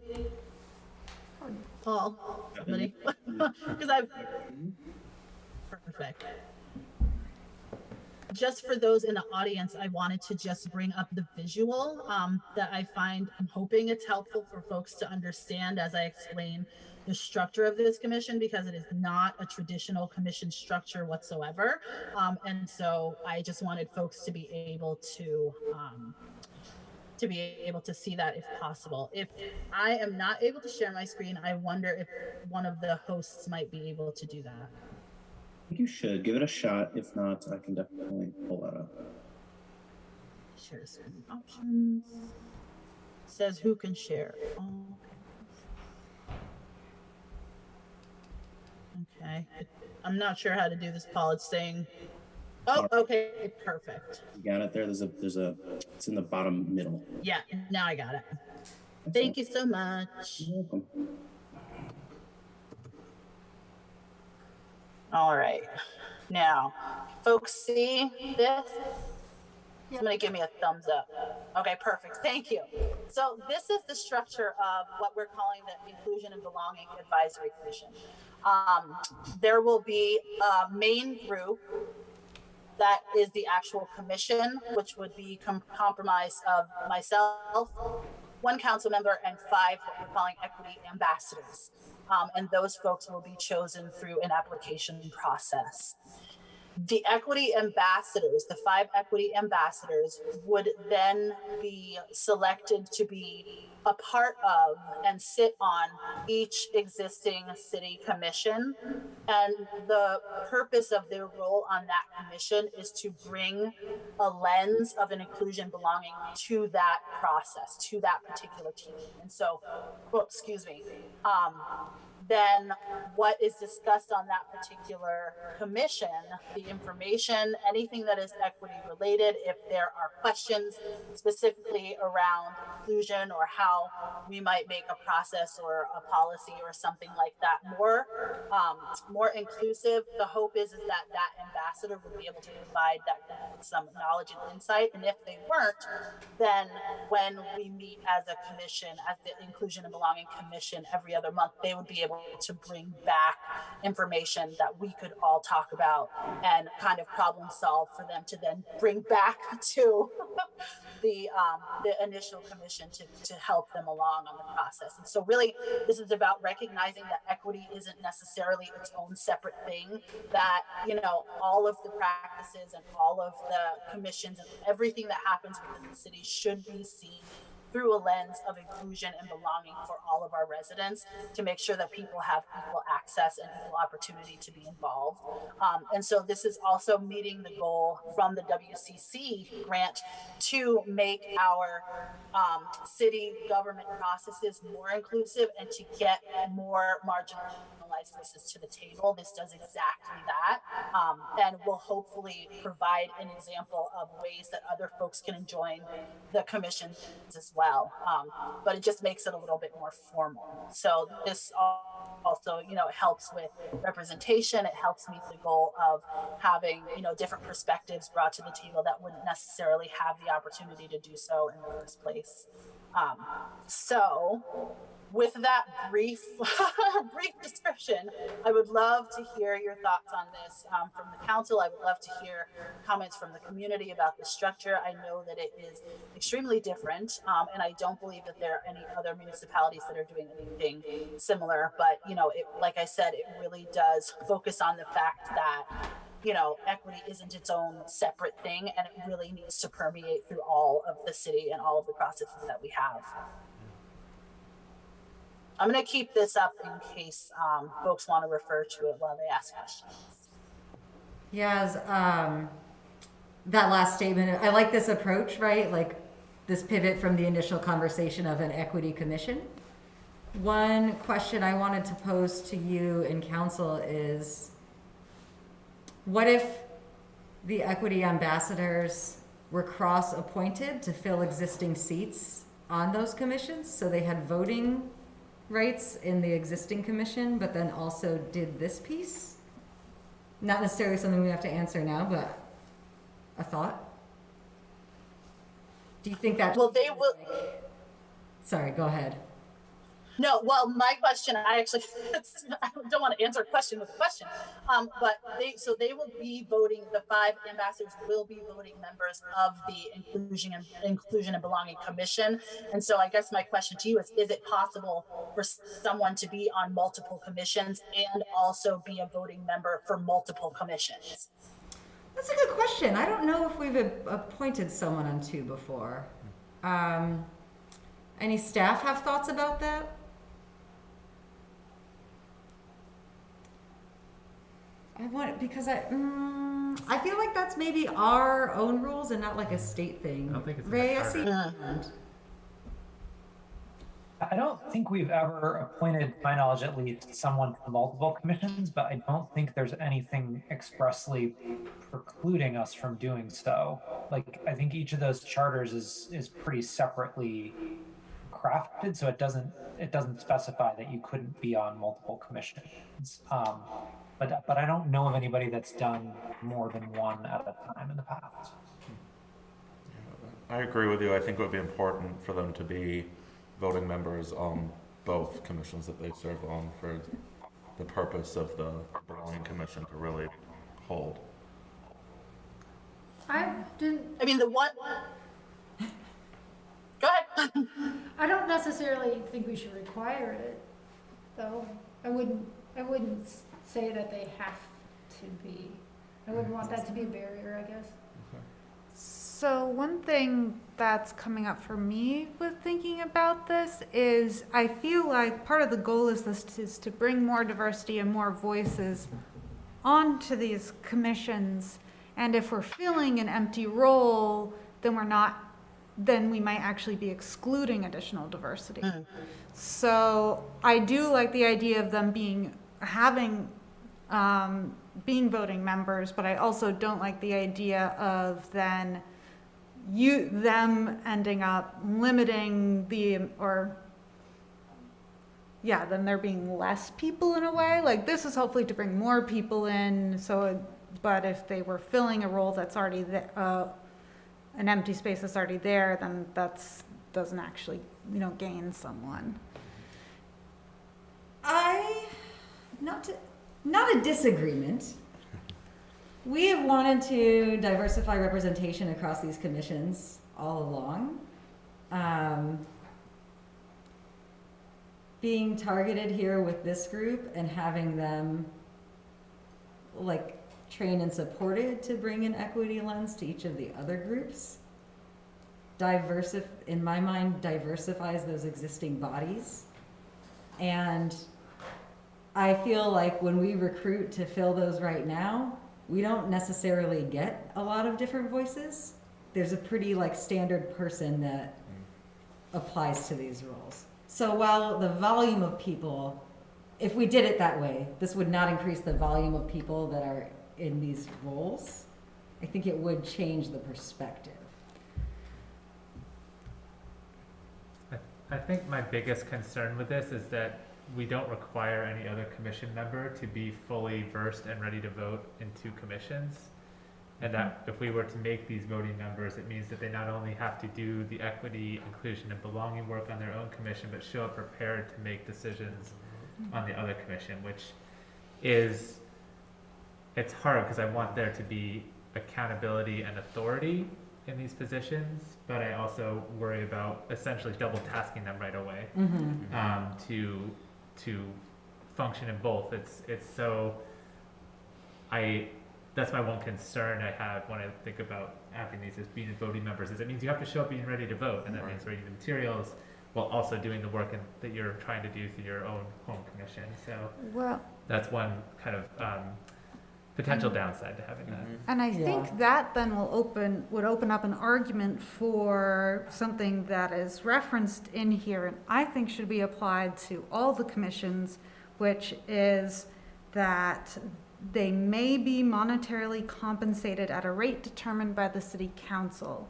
So I think if we are saying that they're going you know, putting this out that they are gonna fill these bigger roles, say if they are gonna be voting members on 2 different commissions, then we should compensate that and should recognize that they're doing the additional training, they're doing the additional meeting, and they're doing the additional work beforehand. 2 different things. I want to retract my suggestion based on what you said. I do think that's valid that in one sense, you can come to this meeting, listen to the discussion, and bring the equity lens of questioning to the group discussion without having to spend as much upfront effort. I think it is important still that you understand what's being discussed, right, at the Housing or Finance Commission or whatever, but it wouldn't require as much investment if you're not one of the voting members. Like, it's more about participating in the discussion, is what I'm hearing. What if we gave the ambassador the option to become a voting member or not on the commission that the ambassador to? So they could choose to do the work or not, or to do the additional work, and I agree compensation comes into that as well, but I think we could pay people, but to the discussion we were having earlier about the homeschool liaisons at the school, offering them contracts to do work outside of their work is still extra work, and that can be a barrier for folks who have families or already have second jobs. So I could see giving the ambassador the option to choose if they want to take a voting role in the commission as well. So there could be somewhat of a dedicated slot. And I see Eric coming up probably to speak to challenges of trying to do that on planning, but with some of our other commissions, we could change the charters to allow to designate a certain role as an equity ambassador. It could be ex officio or voting, Yeah. depending on the preference of the appointee, and council makes that determination at the time of appointment aside from planning, and probably something else. But that's one way. I think giving the power or giving the choice to have that power would be, I think, meaningful, but also not requiring it would make it a little bit more accessible. I second that. I really do think that there are structures to communities that can allow for that, that degree of input, to be heard and have that element of authority, I guess. But in a way that reduces the degree of burden, I guess, on being prepared for those meetings in a particular way. I guess it's nice to have the ability to also sit back from a group and to observe and to listen and participate in the conversation without that responsibility of voting and having to have the thorough knowledge of that subject matter as is the intended focus of that role. Yeah. And I do just want to be clear, I don't want us, my intention was not for us to make a decision about that. I wanted to raise it, and then I think Yasmin and the steering committee group, like, you all could think about, does a different approach make sense? But Eric, did you have something to add? Yeah, I just wanted to just to point out, and I don't know specifically what all the commission charters say, but with the planning commission in particular, we have a 7-member board, which 5 are voting members and 2 are alternates. So if we were to designate someone from the Inclusion and Belonging Commission as a voting member, we would then have to hold that spot in the charter. And then the potential that if that spot wasn't filled from the Inclusion and Belonging Commission, then we would only have 4 voting members really that are appointed to that commission. So not that it can't be done, but just something to keep in mind that the charter would potentially need to be updated to reflect that 4 voting members are appointed with 2 alternates, and then the 5th voting member comes from this other commission. Yep. Thanks, Eric. Yeah, that's precisely why I didn't list them as voting members, realizing that would mean a charter change for every single other charter commission that is listed. And so, Wendy, sorry, I saw your hand up. No, thank you. No, what you said is great. I just wanted to point out that one of the exciting things about this commission is that it's intentionally flexible with decision-making given into the commission on how it will operate internally. That's true. So you don't even need to, once they make a decision, you can change that because it's designed to be flexible. So So my suggestion is just keep that flexibility in there because it's something that the other commissions don't have. And this is an opportunity to let this group decide how they want to operate, which is really special. We'll likely come up with patterns that you might want to use in other situations. Well, thank you for the thought exercise. Absolutely. I love a good discussion at City Hall meeting. But I guess I don't want to lose sight of that, and I think that could be a point of discussion for the commission Yeah. and when it convenes of like how much power and authority do you want to like what would be the right level of is it just enough to sit up and or to show up and sit with the group and listen and report back and think about how to improve process and improve these systems? But if the answer is like there needs to be voting representation for this issue on these commissions, like that's something I'd like to receive. I don't want it to be a barrier that we have to figure out how to redo commission charters. So I think that's work that we could take on if this commission and council and others think that that's an appropriate path. Yeah, I think it could be a future consideration. I don't want to stymie things right at the outset. Bruce, by all means.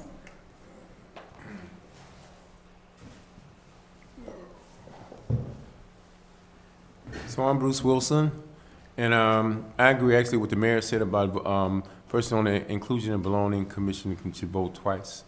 But let me tell you, let's get it real clear and untwisted because people like justice, equity, diversity, and inclusion. This position that wasn't created because they thought they should. The world created it, well, not created, but thought it should be included because of people who look like me and BIPOC. You know, let's keep that on the foremost, and it's important. It's at the top. It ain't no let's think about it or whatever. This is why we're doing this right now. This is why we discussing this. I know people who don't look like me can't really understand. You don't know. How would you ever know? Because you don't look like me. You have the feelings, you have the attitudes and your beliefs, and you haven't been through the situations like I have, or people who look like me. And so I think Yasmin have done an incredible job, first and foremost. I think all of you agree on that. But I think that everything that we do in this entire world, and like people are trying to do, or are doing, I don't know how far ahead they are of Winooski or not, but they're trying to put together some inclusion, belonging, and equity, and diversity, and justice for people who look like us, or me, I mean. And so it's not an easy situation. It's not easy to do. But I tell you this, that because you look like me don't mean that you have the answer either. You know what I mean? I can tell you a lot of stories, being born and raised on the south side of Chicago, being raised in civil rights movements through, you name it, or civil rights movement in Chicago, I was a part of it. And then here in Vermont, I'm a human rights commissioner for Vermont and sit on the school board for anti-racism committee and all different things I do here in Vermont for years. And so I learned a lot, you know, I don't know it all, you know, but it didn't come because it looks like me. People, you know, I didn't have the answer because it looked like me. I had to go learn the answer. I had to put it together, I had to put it in process with everybody, try to get a good answer to move forward and make things better. And so I'm sure that our equity director will make sure that we know when we have issues or situations with our other commissions that we have the right answers to kind of make sure that we're all on the same page. You know, it's not just sit on and make a vote and because you look like me. It's because we believe how it works in Winooski, our demographics, our economics, who we are, 1.7 square mile. This is who we are, and our New American, everything what we're about is how we'll make a decision, and that's that's the same reason why we got these 5 different commissions. You know, people on those commissions. I don't know if I was on the Safe and Healthy Connected People Commission, and I think I was the only one. Maybe it was another person looked like me on there, but I don't know how many other people on these other commissions look like me. You know, and I get it that there's voting piece, and you need 4 or 5, whatever. I don't care. I don't care. It needs to be restructured, redone right now, right today. This ain't no joke. You know, this ain't no joke. This ain't no joke. Ain't no 400 more years of none of that. You know, this ain't no joke. You know what I'm saying? We gotta make it right, and be strong within yourself as belief, as people who works for the city, who has feelings, attitudes, and beliefs about the people who we serve. You'd be surprised how many boards and commissions and committees that I sit on. I serve them all. You know, I serve them all. My programs we have over 50 awards for things that we do for the communities and family and youth. And so it's not because I think I should do it. I think it's because I know I should do it, and I know, and because that's the main reason. And all of us take these jobs because we social service. We believe in the people who we serve. We take these roles as city councilors, and I'm just using the city councilor, but you know, whoever we are, social workers, mayor, we take these roles because we want to help the people in the community and make things better. It's not nothing that it's not no power struggle, or it's no push and pull and all this stuff. It's just because what's the right thing to do for the people who we serve. And now people around the entire world are somehow, I think it comes from Floyd, it comes from Black Lives Matter, comes from a lot of different police brutality of people who look like me. And I think people said, damn,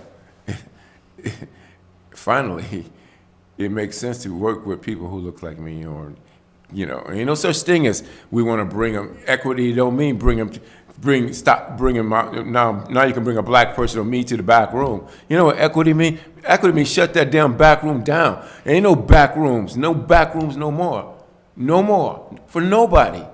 We don't go no damn back room, you know, and make decisions. You know, I don't believe you, believe me not. I don't believe it's gonna happen. All the boards and committees and commissions I sit on through this state since I've been in here since 1989. I don't believe it's gonna really happen. Like, you know, so I think it's people like Yasmin, people like me, all of you, we need to like really think about decisions we make when we do all the work we do and all our commissions and everything we do. And it's so incredible to have all these commissions and committees and that we have in Winooski. It's, you know, I hear so much about Winooski, how, you know, they wish they were like us, you know. Figure that, you know, in '89 I was here, whitest state in America. You know, I know how Winooski, I was on the board of directors for Parks and Recs and a lot of things that I was a part of Winooski, still am, you know. But it's so funny to hear that, like, most people would want to live in Winooski and want to be built up like Winooski is, you know.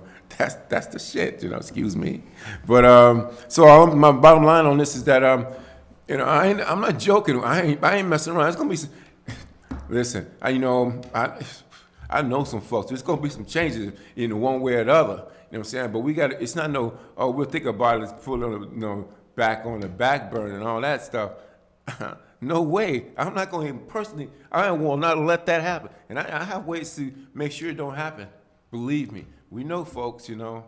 And so I want to do everything I could do to help Yasmin and all of you. Mayor, I talk to the mayor all the time. Mayor, how can I help you do this? How can we do that? Can I do, you know, can I do this? Can I do that? You know, and she say, let's figure it out, you know, but you know, cause she want me to help, or she want me to be a part of something, or she ask me some questions. Well, I'm saying this ain't no joke, you know. This ain't no joke. You know, I was surprised to see a black president. I ain't going too far to the left, but here in my lifetime, there he is. Now we got other people that's going to be in power, that's in power. And Winooski has really changed a lot, you know, since the years I've been here. And so all I'm trying to say is, let's just figure this out. Let's get people like on whoever's on the Inclusion and Belonging Commission, you know, whoever the ambassador do, let them work with the other commissions, you know, just make sure. I just want them to make sure that they're not making, you know, white folks decisions on everything. They need to be making everybody BIPOC decisions on the things on the answers that they come up with, right? Everybody need to. And so how do you do that? That's what our equity director and on the rest of us hopefully I can get on her group, be about, you know what I mean, and the city council. How we can do that, you know what I mean, before they move on. Because it's hard. If you born and raised, listen, my degree in psychology, I graduated from Northwestern. I'm not I'm not smarter than, I always say I'm smarter than the average bear. But if you bring, everybody together to make decisions based on what our mission goals and objective is, what the city of Winooski believe in. That's another thing too. We need to look over the Winooski. I'm not trying to change no charters or anything, but we need to look at what the mission goals and objectives are. We need to look at our mission statement. Maybe it's a word or two need to be changed in it. I got to look at it myself, But all I believe is this: that we're ahead of a lot of people. In this state, thank God we're not like a zillion of us, but we just need to make sure that we're making good decisions that everybody agree upon. It's hard to get everybody to agree upon anything, but I think that we have a smart equity director who's real smart about got a lot of answers and at least know where to get the answer from. And I think her group, which I hope I be on, will learn answers.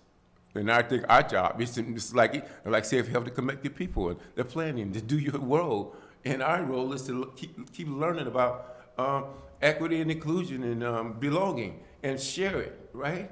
Share it with everybody, and then that's our job. And so we're not trying to. How many? And that's all we want to do with all the commissions is do our job. To talk about inclusion and belonging. That's all we want to talk about. We ain't trying to change how the bike path should be or, how different things should happen, in a gigantic way. We just want to make sure these things are included, And that's all. And so I'm telling you right now, I'm on this like nothing. Anybody know me? I'll stay on it like nothing. Now we know folks, you know what I'm saying? Shit's going, excuse my language. Things will change, I'm telling you, quickly, like tomorrow, for real. Because if this thing, if we just, people just, on one hand, on this hand, no, we got to really do this. And it's like elementary, it really is not hard, but what makes it rocket science, that elementary piece that we come up with together, then all of a sudden it's rocket science, I'm gonna say one quick thing, and I'm done. Michael Jordan, he used to shoot on a free throw and hit 3, 4, 5, 6 shots. And they'd be like, "Dang, Mike, how do you hit 5 free throw shots in a row?" And and to him, those 5 shots ain't nothing. He's trying to get the 6th shot. He's saying those 5 shots elementary. He just need to get that one shot, make it rocket science, And so that's what we're trying to do. We're just trying to get one shot, one step at a time, one shot at a time, but each step is all rocket science. It is. That's what it is. So thank you for, letting me vent myself. And I'm telling you, I'm not mad at nobody. I'm a little emotional. I've been through civil rights movement all my life. I remember one thing, my mother was out on picket line in Chicago. We're part of SLC, Operation Branch, Urban League. You name it, we were a part of it. Jesse Jackson's come to my house. Mary Hill Washington, his wife, Jackie's wife, his wife has come to my house. I remember I was on the picket line, picketing A&P shopping stores. And I'm like, Mom, can I go ride my bike? She said, no, boy, not until you get off this picket line. So that little thing right there still stick in my brain. How long I've been working for equity and inclusion and justice and diversity. How long I've been doing it, And my folks bring me up to Vermont. I love everybody. Obviously, 89 is the whitest state in America. If I don't like white people, don't love them, well, I would have been gone. I've been here longer than a lot of people. So there you go. Thank you. Thank you, Bruce. Thank you. Some definite public support and reminder of the importance of this effort and potential membership. Thanks, Mayor. I wanted to ask, coming back to the stipend idea, I think that has to be a separate conversation, not siloed from other budgetary discussions. But I did want to suggest maybe we refer it to our finance commission to work with our finance director on what a potential approach could be. So then we could look at a dollar value and actually seeing what resources we have. Yeah, because I don't Sure. we can, like, this is one of the things when thinking about making systemic change is making sure that people have the resources to be a part of these committees and commissions. And the least we can do is provide them with a stipend to hopefully help bridge any gaps that they need.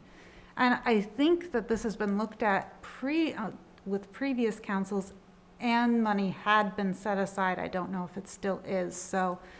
There was not previously money set aside. Okay. Yeah, So- it has not been studied under the years I've been sitting up here. The idea behind the stipend was that initially the money could come from the reserve of the WCC grant in order to spearhead this. Got And then that would kind of buy the city some time to figure out the long-term sustainability of the compensation.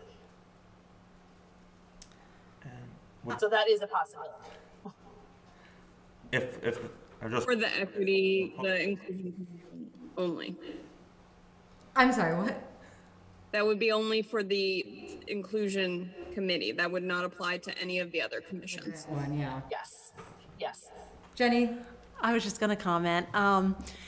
Essex we had talked a great deal about paying our commission members because we were having problems recruiting volunteers to serve. I mean, there is time involved, people's circumstances. So what we all decided in Essex was to pay, just throwing this out, it was $50 per meeting that you attended. And it was effective as of January. So it would be paid through payroll. But it was just a little something so for people that had to take, work from other places and to serve on that committee, because the town of Essex valued their commission members. So I was just going to say that was just an amount that we all agreed that it would be a good place to pay them. I appreciate that. Some back of the napkin math tells me that's $6,000 a year for one commission alone. And so we're not talking about a few dollars here. Like, this can't be a siloed discussion outside of our other financial matters. So I do want. And we Go ahead. I just want to flag in addition that we have run into issues with paying some members of the community who want to be involved in the commissions through the payroll system. Not every resident in our community is eligible to work in the US. Yeah, so I would like to table that conversation while we're talking about this charter. I think we could still advance the charter because it says we may. And that gives us time to have a more in-depth discussion about potential compensation. So going back to the charter language, this is on for discussion tonight. Want to see if there's anything that might need changing or that we have more questions about, so we could bring this back for a future vote. There's a question from a resident in the chat. So that's a question for Yaz about how this fits into the equity audit recommendations. I know one of the original recommendations that we put in the grant coming out of the small working groups, but. So I think that means kind of like the relationship and how this team will be impacted by that, by the recommendations. And so the hope is to have this team established, somewhat soon, so that this is a policy directing group. This is a policy advisory committee to the council. And so if there are recommendations in the equity audit that have to do with a change in policy, a shift in types of policy, or any gaps in our current policy structure, this is the entity that would start to examine that more in-depthly and provide council with advice around how to go about doing those changes. And they will also, help to, provide input on for the city and for the council on the upcoming equity initiatives. There will be a lot that is going to need to be discussed, and this group will be a sounding board for a lot of those issues. Thanks, Yaz. I did want to call out the line about training and education on our government structure and policymaking process. I love that for this group. Do you have? Yeah, thank you. What does it look like? I would love for it to be something that happens across the board. And I know it's something as a leadership team that we have discussed for people who are involved in commissions, because it's really important for the people who are taking part in our government processes to understand the process that they're taking part in. And so it would look like, you know, this Wendy and I have had some discussions around how that might look.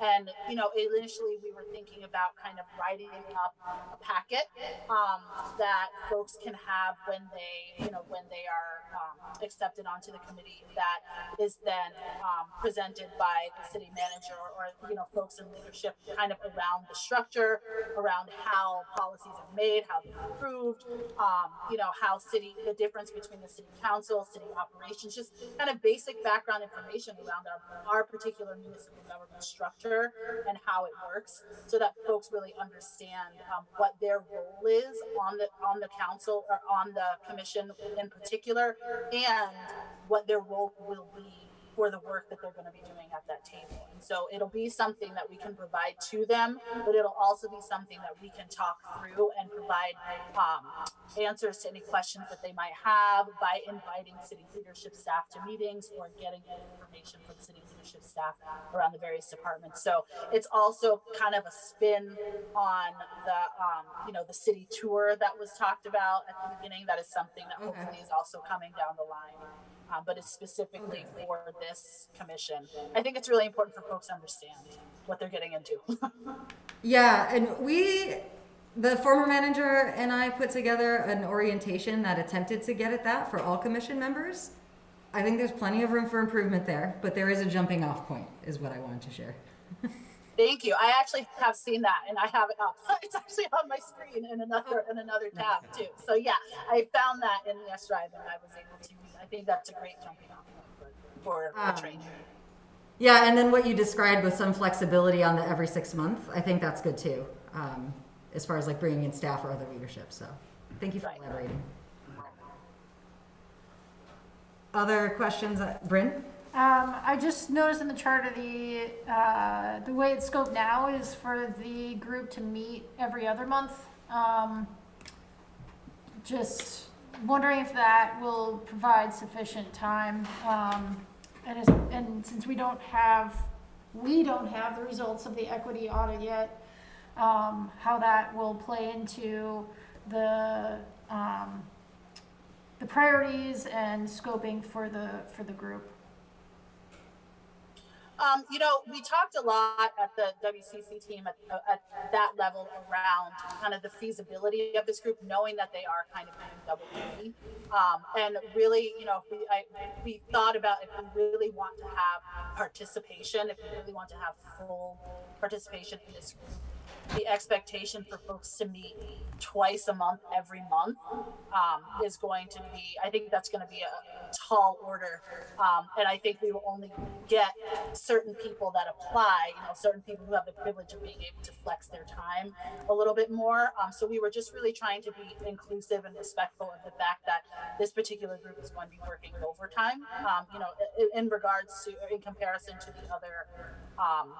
the other commissions. And so we were, you know, we thought that at the very minimum, meeting every other month could be of benefit, because it's also going to take time for people to gather information about what's going on the other commissions, to then bring it back to the table for the equity commission. And so we want to make sure that we maintain that flexibility. The different commissions have different meeting structures, and so some folks might even be meeting, you know, twice and a third time the month of the equity or the inclusion and belonging commission month. So just really trying to be flexible and open to making it doable for folks.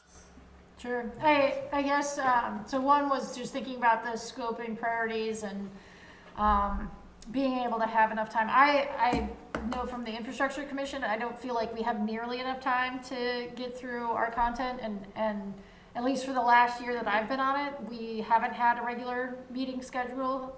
It's kind of ended up every other month, and we're working to get back to a monthly meeting, but just kind of thinking about the experience that I'm having with the infrastructure committee, and then the ability for the members of the Inclusion and Belonging Commission to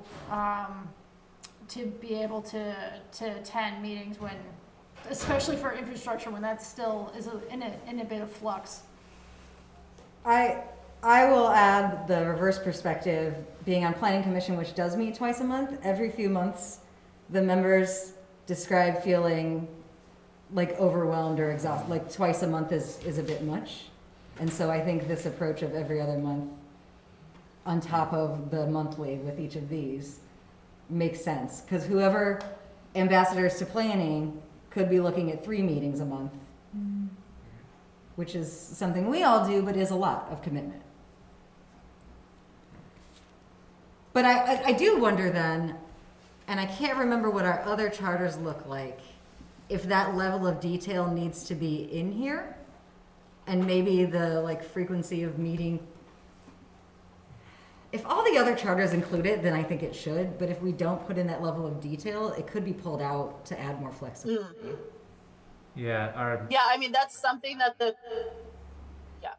I think there was just a chat as well, that is another one of those flexibility pieces that possibly the commission themselves could decide on how often they feel like they'd like to meet once they are formed. So I could definitely take that out. Or put language that says like, they may do this, or they may consider another schedule or something. Sure. Yeah, I can absolutely. I think that makes a lot of sense. Because then, I think that's one of those things that just makes this even more. That might make this even more appealing for folks to want to be able to join if they know that they're going to be able to decide as a group how often they're going to meet. I agree, although I think setting an expectation of a minimum number of meetings is, as a group, if we intend this group to do real work on their own outside of the commission, just essentially being attending members of other commissions, I think setting some expectation for folks to apply that the hope is 6 meetings a year solely as the Inclusion Belonging Commission, I think could be valuable to communicate so that people know what the expectation for work is. And I could see that the first several months may not require meeting with the commissions themselves. It might be meeting just with this advisory commission to get started up, set their governance processes, and decide how they want to operate. And then knowing that they have space to go out to become equity investors on other commissions. So I love the flexibility idea, but I think, in our commitment to this, I think we need to be holding the members to some commitment as well. Or expressing a desire so that we actually expect to get work out. I'm trying to see how to phrase this. Like, I would hate to see this in a year be like, yeah, they just didn't meet for 6 months because like everyone was busy and it was hard and like the work plan was challenging at the timing. Like, I want to have this be hit the ground running as a functional and high functioning commission. And I think a time commitment expectation is important there. Yeah, it's good. I agree with setting an expectation, but still maybe leaving some flexible language. Yeah, There's oh, go ahead. no, good. There's a hand up. There's a hand up, yeah. We have a public comment. Yasmin, I gave you host privileges to be able to share. Ring, maybe whether that would be great. Yes, you did. 1 second. Sorry about that. That's okay. I forgot that you did. Alternatively, you can also remake me the host. All right, there we go. Sorry about that, Daisy. Can you hear me okay? Yep. First of all, I just want to say thank you to the council for all your good work throughout this meeting, and to Yasmin for the incredible work that you've done tonight. And this is first and foremost the most illuminating and informative city council meeting that I've sat through in the time that I've sat through Winooski City Council meetings. So thank you for sharing all of this. This is such a priority to a lot of residents. And so I appreciate everybody making this such a important part of tonight's meeting.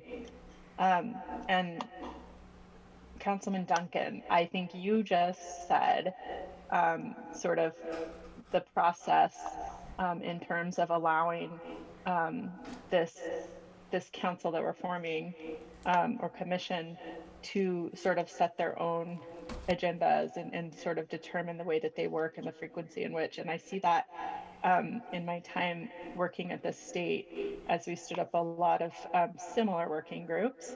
The state was creating policies to determine how to effectively gather information from communities that would inform state processes or policies around inclusion and equity.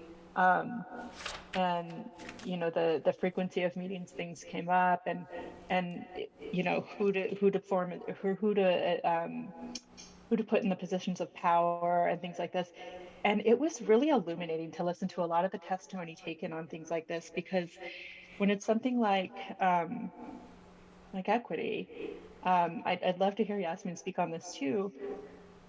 I think we start to inject some of the systematic thinking that we have for so long that immediately excludes people. Like the frequency of meetings that we've done in previous charters, for example, that right there excludes a certain portion of our residents, or may, as an example. So I'm just appreciating the careful thought that all of you are putting into shaping this really important group of leaders, and I want to say thank you. And if you need any further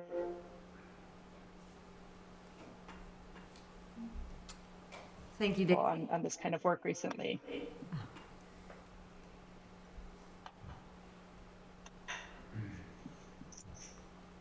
Thanks, Daisy. Yeah, I think you cut out a teeny bit at the end there, so I just want to make sure that you're actually done speaking.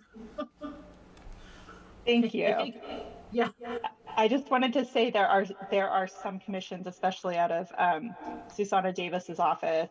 There were several policies in particular to stand up the Office of Health Equity, for example, in some of those working groups. And there are some good policies around that, shaping working groups in the way that they function, that could help inform this charter. Thank you for that heads up. I think that it's something I would love to introduce, because I have seen some of that, and my hope was to use some of that once the group is structured, to really start to help folks understand how this particular group kind of has the power to shape how they want to govern themselves. And so there were a couple of her policies, or a couple of that group's policies, that I was hoping to have the commission kind of review and consider when it is established. But that's a really good point, that we could utilize that here in its inception. I like the idea of keeping the language open and fluid. I think that is really important, and not necessarily confining it to a specific structure, because we do tend to lean on what we know. And if what we know is something that we know is not always inclusive, I think we have to start to think about ways that we can shift, putting things like that into writing as well. So, I hear what everyone is saying. I think this is a perfect opportunity for us to have a second go, or to go back to the document and switch some things around before it's adopted necessarily. Because, I was presenting this to you tonight as a draft on purpose, because I think the feedback is really important. And then hopefully, at the next subsequent city council meeting, bring it back after some consideration, to hopefully, be adopted at that point. I think would be probably the next step here. I also am trying to be considerate of the time as well. Yes. No, and looking forward to it. I think because we are trying to approach this differently, absolutely expected tonight to be draft and feedback. Like, we don't expect finished product every time we see something here. So thank you so much. Should I ask one more question on this? Yeah. I just wanted to check on the review of applicants by each commission and what the workflow you would anticipate there. So, kind of to Councilor Oakley's point, we might have commissions meeting twice a month to every other month, and thinking about getting through application review and recommendation to council. It's just a different process than we've used for existing applicants, and that may be fine, but I'm just curious if you could speak a little more on how you envision that application review going.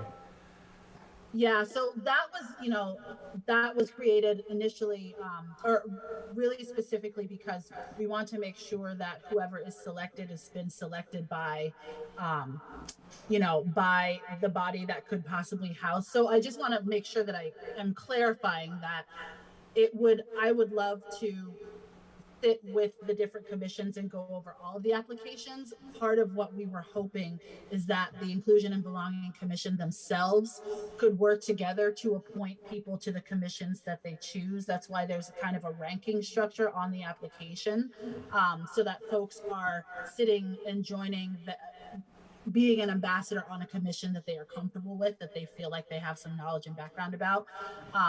And so it would just be kind of an initial overview of the applicants that are submitted, for the commissions to go through, to kind of like kind of boil it down to a few folks that we would then want to submit for you to appoint. So I was trying to maintain a bit of the same structure that already exists in the city for that appointment, where the commission members review the applications that are brought in, and then I believe it's the city staff and the chair are the people who then present an applicant or a candidate for appointment by the city council. So that was my attempt at trying to make kind of join structures or create something that's different from something that already exists. But considering what Councilor Oakley was saying around how some of the commissions don't have a current, set structure for their meetings, I think what I could do is work with each council and commission chair to possibly have there be a small subset of the commission that could meet to review applications. Again, trying to make it as flexible as possible so that there's many people involved in the process, and less kind of oversight from the people who are already in power, making all of the decisions, really trying to boil it back to the people who are volunteering their time to be representative for the city, the people who are, coming in and as residents, as the people who have just as much stake in the community as the 5 of you sitting up there now. I'm really trying to kind of take some power and put that in folks' hands. So I think once again, it's up for it's flexible and it's up for discussion. And I think that what I can do is just possibly, I don't know, what I'm thinking now is changing the language possibly to say not the existing commissions themselves, but working with the equity director, the commission chair, to go through the initial applications. I think that might be more doable, knowing that the commissions aren't meeting regularly. I'd be fine with that. Yeah. I think that makes sense. Yeah, certainly don't want to add any time delays or scheduling challenges to you and to finding great folks to be on this new commission. And so appreciate wanting to have more involvement from the commission, the standing commissions as well, and wanting to maintain the flexibility there. So I think that's great. That works. So I think we could wrap this up, but just want to remind, in our council liaison roles, we need to, at our next commission meetings, preview this change so that the commission see this coming, even before we finalize. Yep. And So yes. So I was just going to ask if you all can let me know for which meeting you'd like me to bring back a proposed final draft for this. If you have some work to do between now and then, I don't envision it necessarily being on April 4th, but possibly sometime further in April. But just let me know, and then I can have it prepared for then. Yeah, you could do either. I don't think you need to wait on us, whether it's been finalized or not. I think we just can preview that it's coming, and if it's not final, we can say that. If it is, we can share more, but whatever. Okay. If you can do it next one, if you can't, I think it's fine. We advertise. Yeah, I would love to. Sorry. No, it's okay. It's do this all. I know. I would love to aim for doing it for the next meeting, if that's possible. Yeah. I would love to do it for them. So that would be my preference. It'd be ideal. So what I was going to say is June 30 is when terms expire, so it would be nice to do a bulk advertisement and outreach across the board for everything. So if we have this in place, then we can advertise for this as well. So we can shoot. Yeah, that sounds great. Awesome. Thank you for digging in tonight. No problem. It's not often that I get this opportunity. Usually I'm just sitting and listening. So thank you for hearing me and being so involved in this process. I think it really, the city of Winooski is really blessed to have such council and a mayor that are really prioritizing the needs of the residents, especially the residents who don't necessarily always have a voice. So it's really empowering. I really enjoy it. Thank you. Thank you. Thank you. Yeah. So it is 8:35. I'm going to call a 5-minute recess.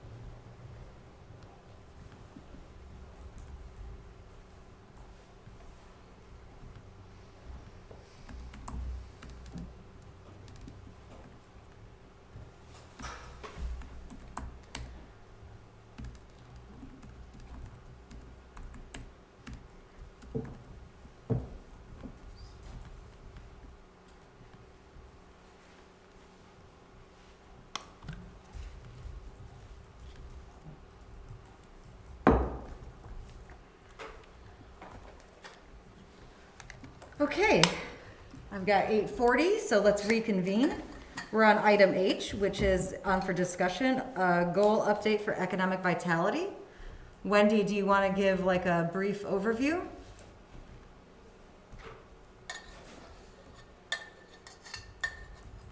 Oh. Probably didn't hear you, sorry. Oh, sorry. It is 8:40, we are reconvening the meeting. We're at item H, discussion item, goal update on economic vitality. Wendy, would you like to introduce? She's on I can't hear you, Wendy. She's on mute. Or not, like. She's not on mute. Kevin, are they silenced? Shouldn't be. It might be a microphone issue. If you have headphones plugged in or anything like that. No. It shows that you're unmuted, but we can't hear you. That's strange. It's happened once before. Did it? I think so. Do you want to dial in my phone, maybe?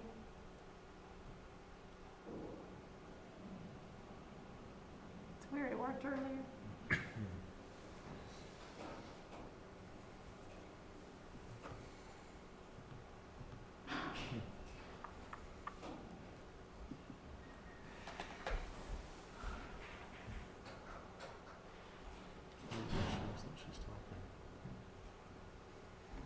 Wendy, I just sent you the dial-in number in the chat there, if you'd like to use that.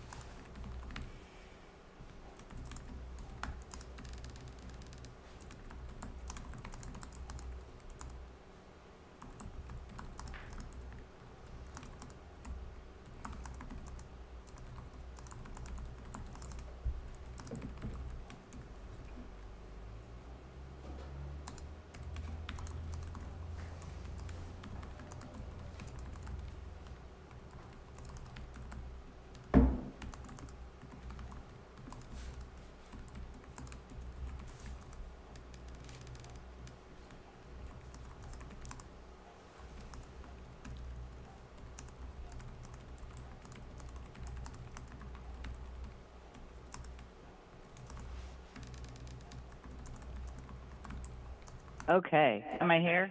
Yes, we can hear you now. And now I think it's echoing. Jeez. Okay, so let me just walk away from the computer and I will give you the update. This update is to get us back on track, reporting on the 4 goals that the council established. This update, the information was provided by the equity director, the public works director, and the planning and zoning manager.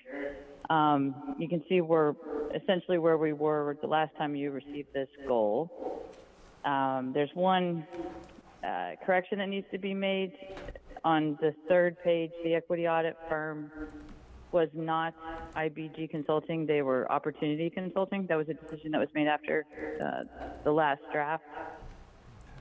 So rather than go over each item, can I just ask for questions if there's anything that you want discussed further?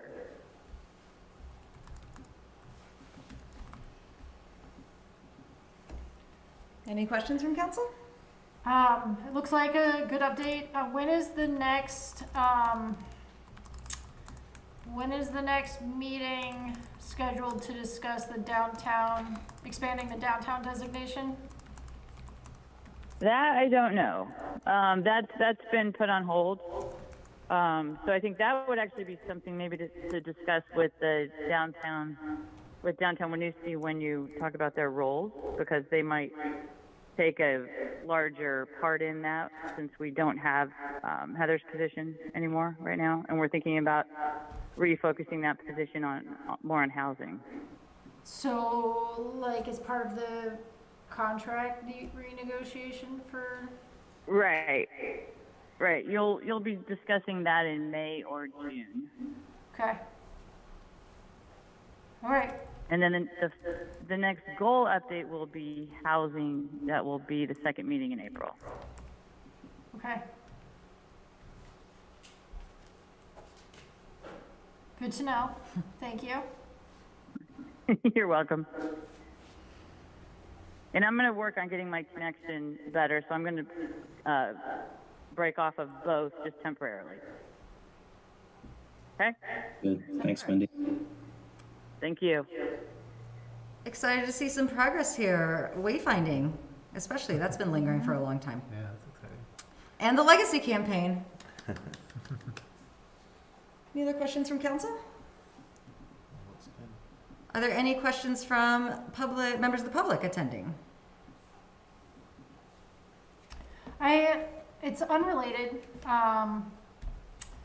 It's related to economic vitality, but unrelated to the priorities update, so. You can ask if it doesn't fit, we'll just table it, but. That sounds like a plan. I just have been noticing more graffiti in general, and feel like that is an indicator that we should, as council and as the varying groups around economic vitality and Safe, Healthy, Connected, should at least have a plan for, if we don't already, for addressing and mitigating.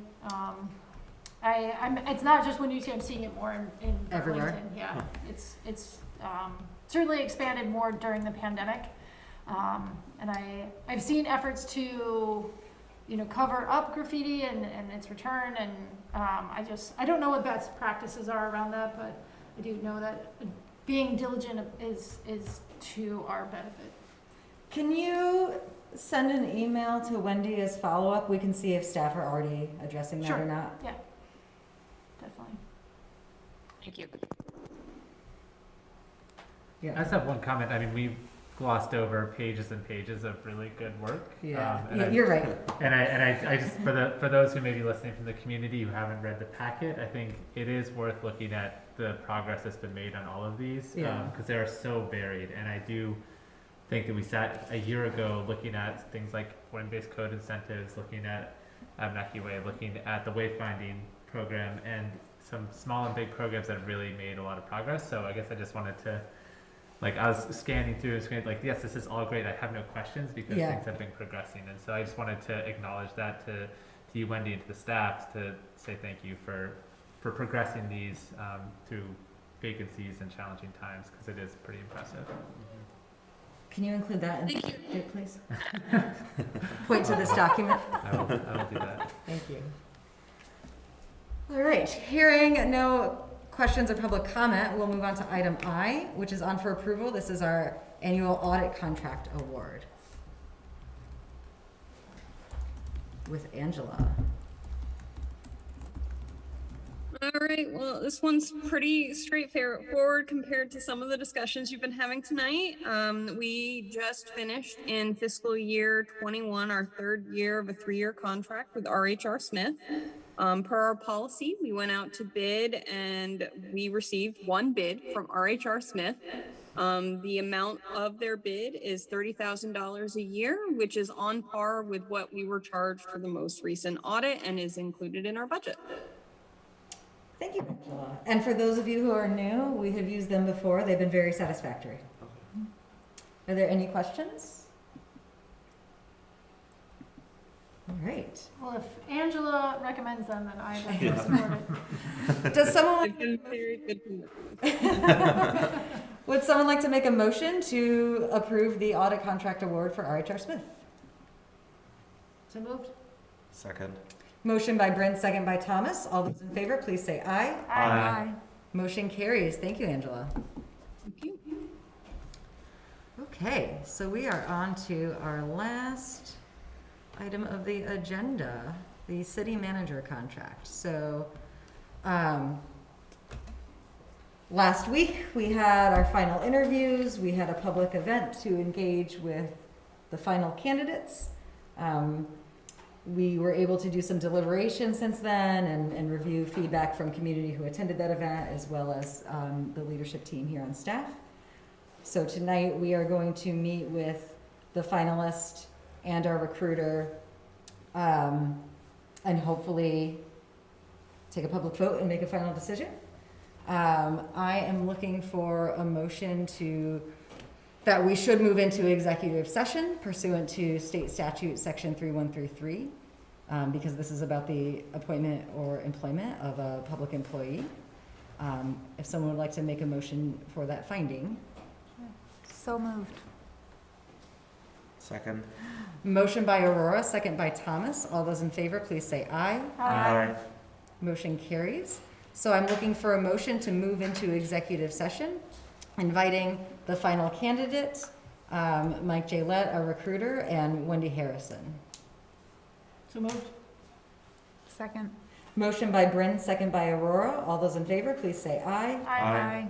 Motion carries. So we're going to move into executive session on another Zoom line. We will only be discussing this matter. We'll come out of the session, hopefully take a vote, and then we'll adjourn. All right, so we are out of executive session on item J, and I'm looking for a motion to approve the city manager contract with Elaine Wang. So moved. Second. Enthusiastically. Motion by Jim, second by Bryn. All those in favor, please say aye. Aye. Motion carries. Thank you so much. Welcome, Elaine. I'm excited to have her start in a few weeks. That brings us to the end of tonight's agenda. Can I get a motion to adjourn? So moved. Second.